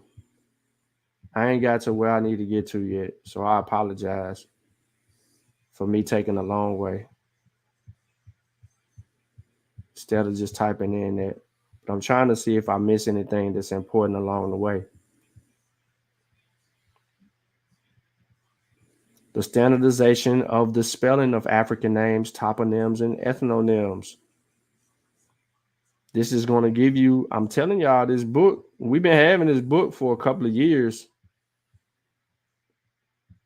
It's a good tool, but you know what? It makes it difficult for people to argue that something means the black bull. That ain't a toponym or an ethnonym. The land of the black bull people. That don't make no sense. The transcription of ethnonyms and toponyms in Africa in relation to their historical studies. So this is where I was getting to. This lays out a nice little piece of what you need to know. And then it gets into the harmonization of ethnonyms and toponyms in Africa. Ethnonyms, ethnic names, and toponyms, place names, must of the necessity be considered within the context of proper names in general, including language names and personal names. Personal names may become place names and vice versa. Personal names, especially clan and family names, may overlap with ethnic names. Ethnic names may be applied to languages and language names to ethnic groups. A dilemma exists in search of the harmonized transcription of both ethnonyms and toponyms. On the one hand, there is a need for a simple, consistent international spelling as an aid to general reference and gazetteering. On the other hand, there's a need for precise and accurate rendering of each name in its language of origin as an aid to onomastic study. Further problems relating especially to Africa include the multiplicity of African languages and their subsidiary dialects, the recording of names by Europeans without adequate linguistic knowledge, often using informants foreign to the area concerned, the existence of distorted names in historical documents, both European and Arab, the occurrence of transitory place names, for example, based on the name of the current head of a clan or family, the use of prefixes in many African languages, and the difficulty of equating place names with specific points on aerial surveys. From a historian standpoint, the same duality of need exists as outlined above. There's a need for standard gazetteer of names for geographical and personal reference, but also the need for the detailed onomastic study of names where they contain or may contain information of historical interest. It is of a fundamental importance that problems of harmonizing transcription of African names should be viewed in the context of harmonization of the orthographies of major African languages. In the later case, one is dealing with the establishment of consistent and efficient systems of writing within individual languages and as far as possible between neighboring languages. While in the former case, one is dealing with the establishment of systems of writing for the citation of African names in isolation or within the context of an international language. The systems of writing used for African languages and for African names have inevitably reflected the orthographies introduced by former colonial powers for the transcription of their own European languages. Even today, qualities of vowels in African languages tend to be distinguished in Francophone countries by the use of French accents, i.e. or e.g., OE or OE in different contexts, whereas Anglophone countries use diacritics more readily available on English typewriters with the O and the E and then the little semicolon or commas at the bottom. Similarly, J and CH are usually given values close to their English value in Anglophone countries. Listen, this book is talking about some stuff that goes over a lot of people's head, but this is talking about ethnonyms and toponyms and even dealing with linguistics. So your argument is going to get swallowed up based on this in itself. Look who's in here. Ladies and gentlemen, y'all didn't pay attention to the Seshu Mani Metal Nature when we introduced this to y'all before. This was introduced on the Seshu channel, and we brought this out. This is UNESCO again, and here is Sheikh Antijote. In this paper, a methodological standpoint is adopted. Ethnohistorians are usually wary of applying their theories to actual cases and confine themselves to putting forward general ideas. We would like to help fill in the gaps by showing how the absence of archaeological data or written record is possible in some special cases to use linguistic, ethnic, ethnonyms, and toponyms. Why is Sheikh Anti-Diop or Anti-Diop, for those of you who like to say that, why is Sheikh Anti-Diop talking about ethnonyms and toponyms?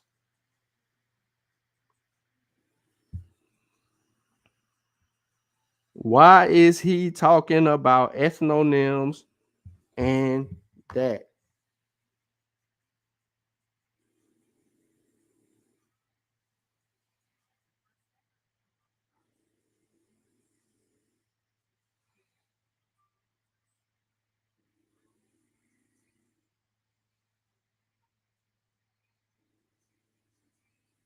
Hold on 1 second. I'm replying to Ben.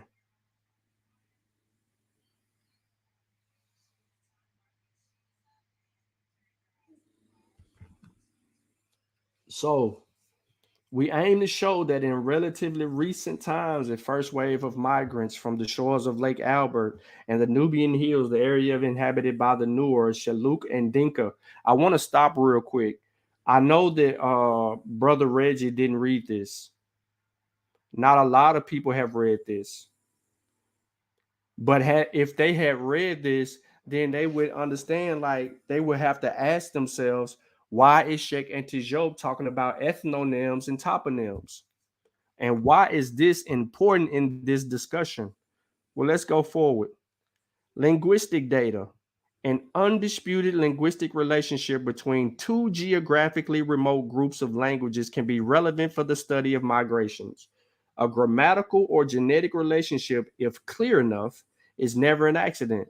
Thus, the comparative table of verb forms in ancient Egyptian, Coptic, and Wolof, the language of the Senegalese group in West Africa, generally spelt Wolof, shown in Table 1 indicates the existence of cultural context, the nature of which remains to be determined between the Nile Valley and the coast of West Africa. There is the same suffix conjunction, the same morpheme in the past, in the same place. Then it gives you this whole thing. You heard Asar talk about this the other day. Well, this is a little bit more, but also you hear people talking about that in UNESCO Volume 1. Most people haven't read this. Now, it continues on the same pronominal suffixes for the third person singular and personal in all three languages. This cannot be due to chance, for specific similarities are involved. Then he goes on and he gives a lot of other things that he's going through when you see all of this work. Now, he goes on and continues his old Wolof thing. I'm trying to get beyond that because I don't want to. What I don't want to do is I don't want to get into what Asar may get at on Sunday, and I want people to actually tap into Asar bill on Sunday where he's going to be dealing with if Diop did the work or not, or if he just asserted it, because people tend to not listen very closely to possibly what I may say. Now, check this out. What does this say? Toponyms and ethnonyms. Clan names in Black Africa are still, to a large extent, ethnic indicators. Figure 1 gives a synoptic view of clan names common to the Senegalese and to people in other regions of Africa, Upper Nile, Chad, Zaire, Cameroon, Congo, etc. So he's telling you toponyms and ethnonyms, right? Then he gives you this little map right here. He says it is noticeable that Senegalese ethnic names are concentrated in a very small area, such as the Nubian Hills and the banks of Lake Albert. Among the Nur, Kao, and Yero Dinka, whose real name is Dinj, and the Shalik, a region straddling Uganda, Southern Sudan, and Kenya. Toro and Nairo are both ethnonyms. What? These are both ethnonyms and also toponyms in Uganda and Senegal. The old kingdoms of Nairo or Toro terms are also designated tribes living in the areas mentioned above and are in Uganda, on the banks of Lake Albert, and to the southwest of it. In West Africa, there's the Noro, the Messina, and Mali, between the upper rivers Senegal and Niger, and Toro, Futa Toro, and an area of the Senegal River inhabited by the Fulani and the Tokula, and lastly, the Nairo and the Rip in the southeastern Senegal. In antiquity, the ancient Egyptians called the inhabitants of the high plateau along the Nile Valley in Upper Egypt the Kao means high, height, upper part of top in ancient Egyptian. Today, a Kao tribe is to be found inhabiting an area on the same name in the Nubian Hills. Tucker studied the language of this tribe, which is becoming extinct. There are now probably 1,200 of them left, and found a close relationship with ancient Egyptians. The notion IK used by the author to designate this tribe shows how urgent it is in standardized spelling of the names in African anthropology. According to the Tariq al-Sudan, medieval city of Gayo on the bend of the Niger was really called Cao or Gaio or Kayago. Now, Sadi tries in vain to explain the origin of his name on the basis of a popular etymology which assimilated the sound of the word to the sound of the royal tom-tom. The present inhabitants of Cayor, or better spelled Kaiser or Bayo in Senegal, in the hinterlands as opposed to the coast, are called the Cao, with the same name meaning and corresponding to Egyptian term Cao, which means Highlander, and Wolof, Cow means high top, upper parts, etc. Identical meaning to the ancient Egyptians. Cao means the country of the Cao, the heights of Wolof. Now in the region so designated is a plain. I would therefore assume that the Cao of Senegal retain the same place name. Remember, a toponym is a place name of their birthplace on the Nile. I'm going to say this again. Now, the region so designated is a plain. It would therefore seem that the Cow of Senegal retained the place name of their birthplace on the Nile. Here you go. A place name is a toponym. In support of this hypothesis, it is worth pointing out that the ancient Egyptians called the coastal dwellers of what is now Cyrenaica, west of the Nile Delta, the Lebu, from the 19th Egyptian dynasty under Mer-Ptah and Ramses III onwards.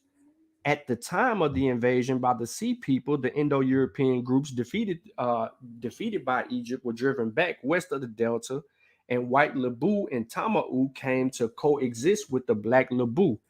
Mind you, he says white Lebu, not, and then he says or Tamau came to coexist with the black Lebu, the first occupants of the land in what is now known as Libya. These first whites were Proto-Berbers. There is no demonstrable relationship between them and the prehistoric race of the Ibero-Mauritians. To some of the Egyptians, called both the black and the white people of the Mediterranean coast of the Delta Lebu and the inhabitants of the high plateau along the Nile Cow, these two terms recur in the ethnic situation in Senegal today. The coastal people of Cape Verde Peninsula off Dakar are called Lebu, and what is more, they have in their language the vestigial term Lebu, Konkbak, which would be red-faced or Lebu, white-faced Lebu, which they can no longer explain, and which would also seem to indicate that they coexisted in the past with pale-skinned race. The Lebu, in turn, probably first came down from north to south and then forked off westward as far as the Atlantic. Hold on 1 second.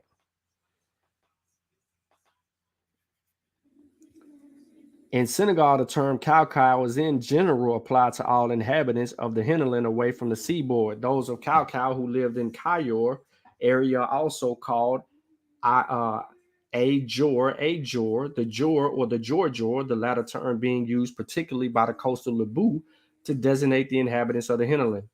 Now, the Jor tribe is found among the Nuer and the Dinka the Dinj, but the Tariq al-Sudan also reports the existence of the Berber tribe of Ajor. Anthropological data suggests that this is only a coincidence. The comparison we have carried out of the Wolof and Berber languages show no genetic relationship. It is remarkable to find among the Nuer, Dinj, or Dinka, Shalluk, Cow, Inyor, Torah of the Upper Nile, the typical traditions, names of northern Senegalese ethnic groups, Wolof, Fulani, Tokilor, and Siri, as you can see here in the channels. Upper Nile, Senegal. And he's trying to do linguistic work here. Then continue to go on to do more work here. And then come on and do more work here. And again, and again, and again, and again, and again. Then he coming to sum it up. Then he giving you that. All right. Okay. Now, in this figure, the Senegalese people's birthplace on the Nile. So he's arguing that these other people going there. Now, he's still dealing with ethnonyms and toponyms. Clan names on Fogrill, Northern tribe of Karo and Nairo and the Nubian Hills. And later now, only 2,000 people with Senegalese names. Then he gives you names here of these people. When comparative studies are well advanced, it might be possible to investigate the laws of governing variations in ethnonyms from one language to another on the basis of sound equivalents, as in Peter, Pierre, for example. Or you have Ogot or Ogo or Obati. Then you have Bayat, boy, Kiporo, Kepre, Kepra, Mati, Ma'at, Ato, Atum. The importance of studying vestigial terms in language and the information which this yield, in addition to the Wolof term red-faced Lebu, pale-skinned Lebu, already dealt with, there is Indo, and well, a vestigial term in Wolof meaning literally water of the river, water of the black one, Noel meaning black. Now the Nile of mythical times at the beginning of cosmic creation was called Noon, muddy, completely black primeval waters. So it can be said with virtual certainty that Egyptian Noon, Noel, Wolof. In Wolof phonetic system, the Valer vowel W. That's why I ain't want to go too far, because this gonna get into a Saul's conversation, and I need y'all to actually hear this conversation out. But in short, as you can see, he's comparing the Wolof and the Egyptian languages side by side to one another, very heavily here. And he even says Anu is the ethnic name of Wasir and the first inhabitants of Egypt. It is within a pillar, Wolof. Inwe or Yenwe means carry on the head, or K in Nu, pillar. And you're talking about that jed. All right, so you got the social political structures. The study of social structures on the tribes of the Upper Nile Valley sheds new light on the West African peoples. We speak of the clan while emphasizing the absence in Black Africa, the Indo-European patriarchal clan characterized by the absolute authority of the paterfamilias, who has the power of life and death over his wife and children and can sell them, bury his daughters alive, and throw unwanted healthy babies on the rubbish heap. The man receives a dowry from his wife instead of bringing her one. In Africa, the typical pattern has been a matriarchal clan, absolute matriarchy, which developed to give rise to a bilateral filiation. Then he goes on to talk about these other instances of that. I don't want to bore y'all to death here, but y'all can see where this conversation is actually going, and I know it's going to be brought back up on Sunday. So I don't think that people read Diop's work on this as well. Why would he be talking about ethnonyms and toponyms? I want y'all to remember that. Why would Diop be talking about ethnonyms and toponyms? Toponyms are place names. Ethnonyms, y'all don't know what ethnonyms are? You got Nashville, then you got Nashvillians. You got Tennessee, and then you got Tennesseans. I'm giving you an example. Tennessee is what? Nashville is what? It's a toponym, it's a place name, right? You don't go see the people of Nashville. You call them Nashvillians. But it's a lot that's being stated here, and people just really need to get into that text. So I gave y'all the link to where you could download that text, and you can kind of pick up the pace on what ethnonyms and toponyms are, and you can evaluate Diop's chapter on that for yourself. Not only that, but other parts of Africa as well, in regard to ethnonyms and toponyms. That's what that book is for. Hold on one second, because while I'm at it, I gotta drop this. So when you have people that are coming to the conclusion that Egypt means the Black Bull people, how, Sway? They got to show you that work. And you can't use no pyramid text and talk about religious syncretism to justify your argument and not do any linguistic comparative work or grammatical work to suffice. Bear with me a second. I got a bunch of, I got some messages I got to respond to. Saying dude in the chat trying to instigate. So oh yeah. I don't know. Listen, people trying to instigate between me and dude, man, is dead, bro. Don't do that to yourself, bro. Don't do it to yourself.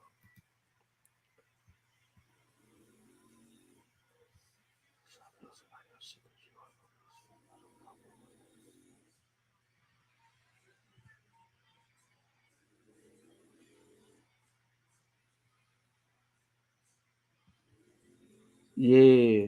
So I guess he bringing you up in it.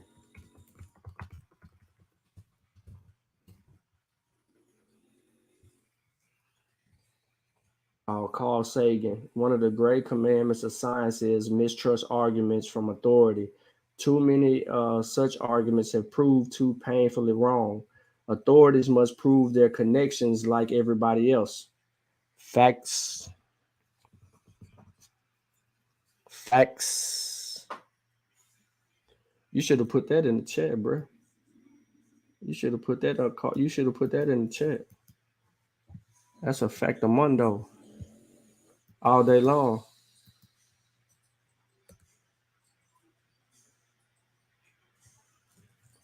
Yeah, it's a factamundo.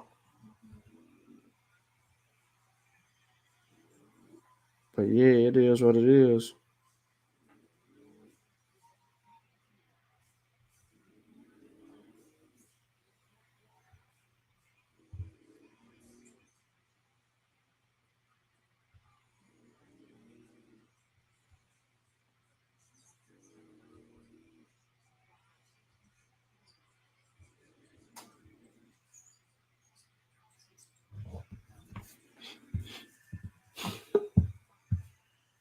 Here come Chavis. But anyway, let me see what Chavis got going on real quick. No, I'm trying to see what happened. Here come Chavis. What you mean? What you trying to see what Chavis got going? What happened? What you talking about? What you talking about? Please tell me that what I seen when I was happened to be scrolling the YouTube. I don't know what you're talking about, bro.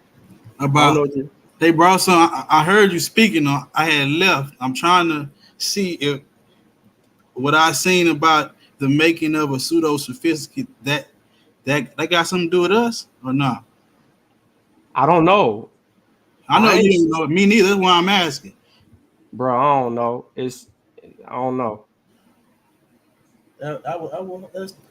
That would be super ironic. One of the great commandments of science is mistrust arguments from authority. Too many such arguments have proved too painfully wrong. Authorities must prove the contentions like everybody else. They don't get no better than that argument right there. Big facts. Yeah, so that was Reggie. That was Reggie getting some shit instigated like he was trying to do last night in the chat. And I guess it worked. Dude over there talking about going crazy, talking about he ain't done burning books, all that. So I mean, hey, it must be. yeah, I told Kofi, whatever Kofi had said, I just told Kofi he got the wrong energy for me. You know what I'm saying? I just text him like, you got the wrong energy for me, bro. Cause I ain't said nothing. I haven't been dissing. I ain't said the brother name. I ain't bring him up. I'm focused on Reggie. Dude, he came over here saying dude name. He kept bringing him up. He kept saying I wasn't in conversations until it was other things. I mean, people can read the chat. It's up in the comment section. I called him and he didn't answer his phone. You know what I'm saying? Because I'm not talking through people. You feel me? I ain't talking through people, and I ain't doing a YouTube back and forth because translation gets lost in YouTube back and forth. And once again, someone else is instigating something between two people, right? Between two people, and only one person is sane enough to recognize what's actually going on when other people are instigating a disconnect. I don't know though, bro, because he acting weird. I sent him a text just being funny, and I ain't got no response or nothing. So I don't know if niggas is acting. I don't know. Well, it's all good, bro. They ain't directing it. You know what I'm saying? Putting no ad. I don't know. Nigga ain't hollering at me about nothing specific. Oh, okay. We got boys' numbers around here. You know what I'm saying? Well, I don't. So I don't know. So I don't know what the show is about. Who Okay. they were talking about. I mean, we had some brothers come in here and say that it got a little emotional over there, and that people was talking a little, dragish. I'm a pseudo. I don't know what this dude was saying right here. Who that? I don't know what this mean, bro. Listen, run for what? I don't. I ain't never begged down and ran from no nigga. Who I'm running from? I don't understand. Like, bro, if let's just say someone going, they get to buying the books and finding errors and call, all we gonna do is fix this shit because we don't have no problems with that type of shit. We actually appreciate that type of shit. I'm like, that's the whole thing with scholarship and this whole, I thought, little social media group with the, advancing the shit. You feel me? I don't. I'm not married. I'm not married to information. That's when you married to information. When it updates and something that was right becomes wrong, you look stupid. You stuck on when it was argued right, and you're afraid to adjust when it's wrong. So if you're going to tell me if you're going to say that I'm pseudo, or if you're going to insinuate anything about my critique of Reggie's work, then you need to understand why am I even saying anything about Reggie's work? That's I don't understand why nigga don't directly. Why you even in it? Why you couldn't even be why you couldn't even be man enough to say that's between you and him? Right? That's some, Like what happened to what I that? say, man. It's some weird ass. It What be happened to some. the integrity of your manhood? You a man with kids. You got another man coming to you trying to argue something and create more confusion, and you don't have the wherewithal to say the simple words. Hey, that's between y'all, bro. So, Tech, you seen that shit? You seen something? Yeah, What I happened? came in there. I came in there asking them a question because once I turned it on, they was talking about a peer review and appeal to authority. So I'm like, okay, we supposed to trust the experts. So how do we know? How do we substantiate these experts? And I mean, I didn't really get no clear answer. I'm in the chat like I'm kind of lost. They was kind of rambling, but then it started getting to the point where he started turning up. I'm like, damn, where this Turning come up for from? what? Who turning up? Reggie? Nah, Or turning up about Bobby, what? the dude. Man, I don't know, bro. That's what I'm saying. The nigga got started talking about he ain't done burning books. I'm like, where all this come from, bro? You was just in our chat waving a white flag. That's what I'm saying, bro. I ain't got all that shit to do, bro. I'm not. That's WWE shit. Well, we ain't gotta waste time. Even like we don't even know. I'm just asking because I've seen this shit. You know what I'm saying? And that be the only reason niggas see this shit. Outside Bro, of that, they don't even be knowing what them niggas be talking about, kid. To be I honest, I call this phone because I don't want no misconceptions. right? Like I said, I Because had texted I them. can't do it over. I'm not gonna do it over YouTube. So you can talk your shit about me on YouTube. I'm gonna be a man, you know. I had text You know what I'm saying? cuz I'm gonna keep it. I'm gonna keep it a boy. I ain't even gonna play the game with you no more. I ain't gonna be childish or petty with you no more, because if I be childish or petty with you, you get too personal when the pettiness is back.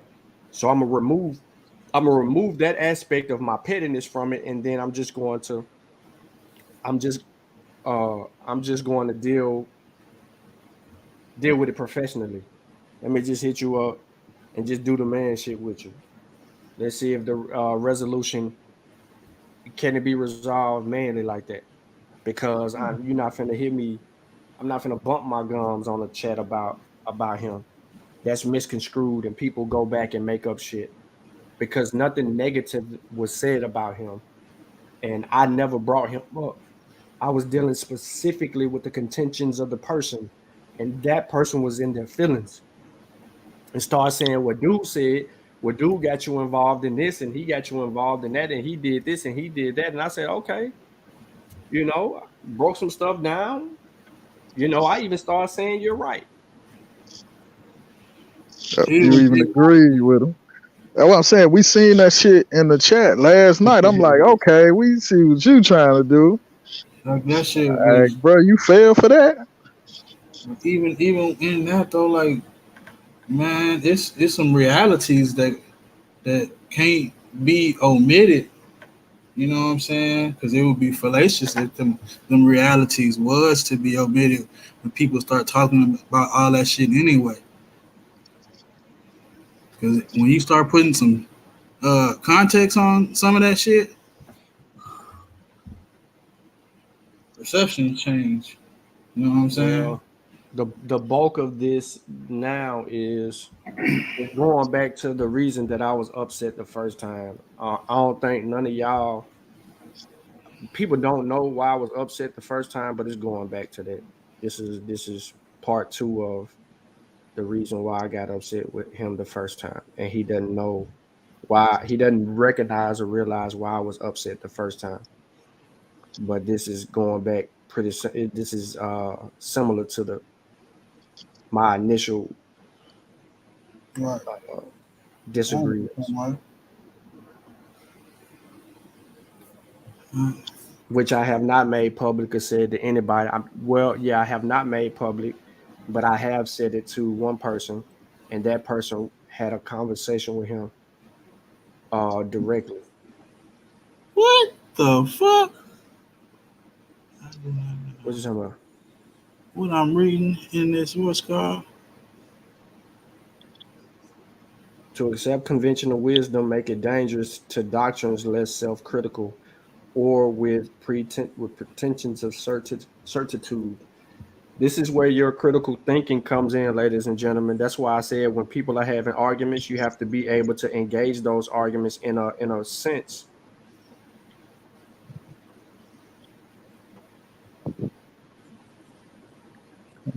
That's my shit the way. Okay, so he says, I'm in this space. Y'all reading that message? Yeah, I'm reading it. What the fuck? Let me say this. Please stop.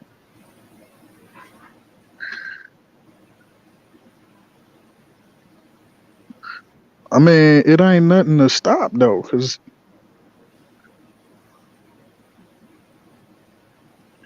nah, that was me. I sent him that. Oh, you did? Oh.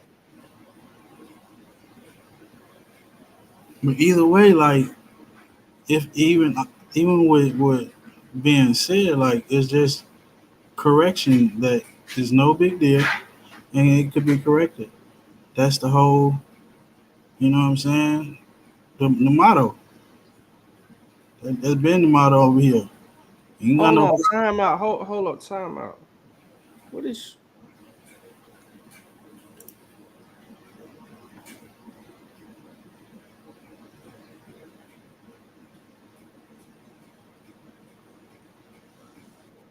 Hey, look, I'm finna end the show, bro. We need to get on the phone. All right, look, hey y'all, we out, man. We gotta have a conversation. So behind the scenes, it ain't for anybody else. So we'll catch y'all later, man. Y'all enjoy the shenanigans. Peace out. I think oftentimes when people hear me and see me, they think that I'm a fool.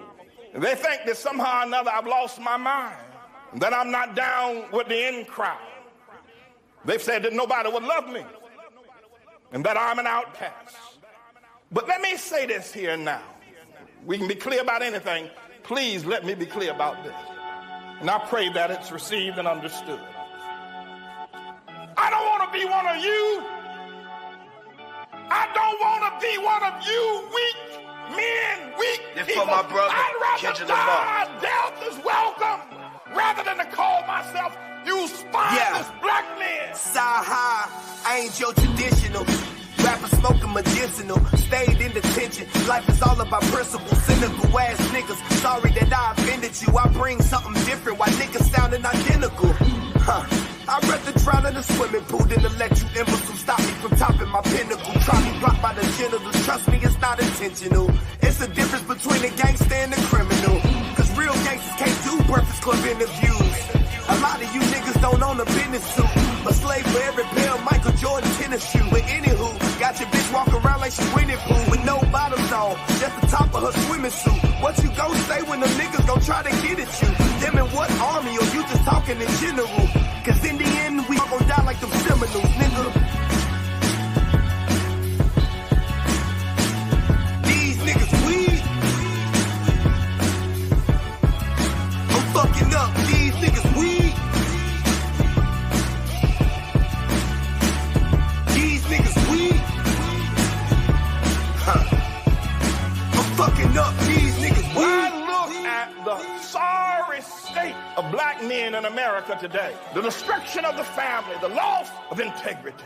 When as a young boy, black shot down every day for years without stopping, when I look at what we are as black people, I'd rather be dead than to continue to live against such. Y'all ain't trying to start a revolution.